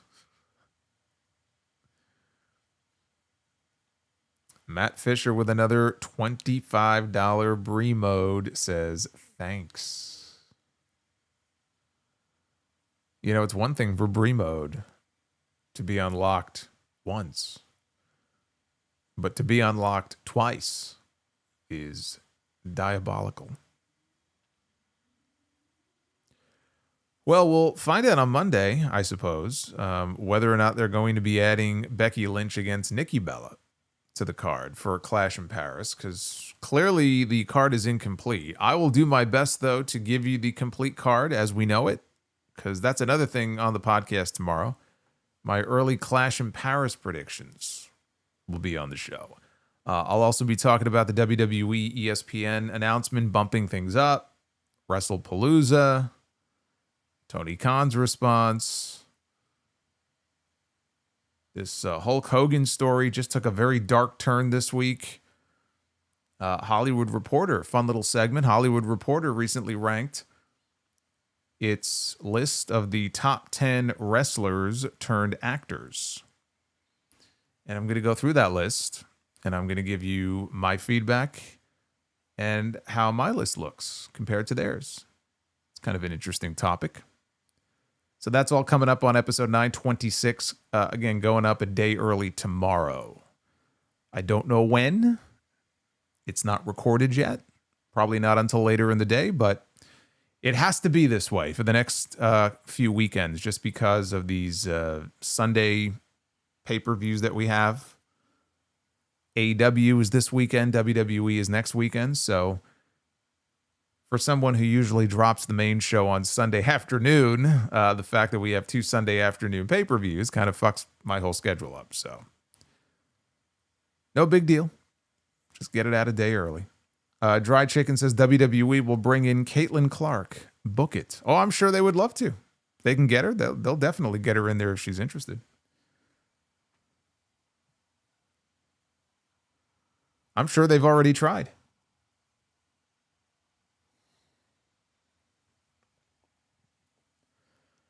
But yeah, that Hogan stuff, the TMZ update this week and from his daughter was just wild stuff.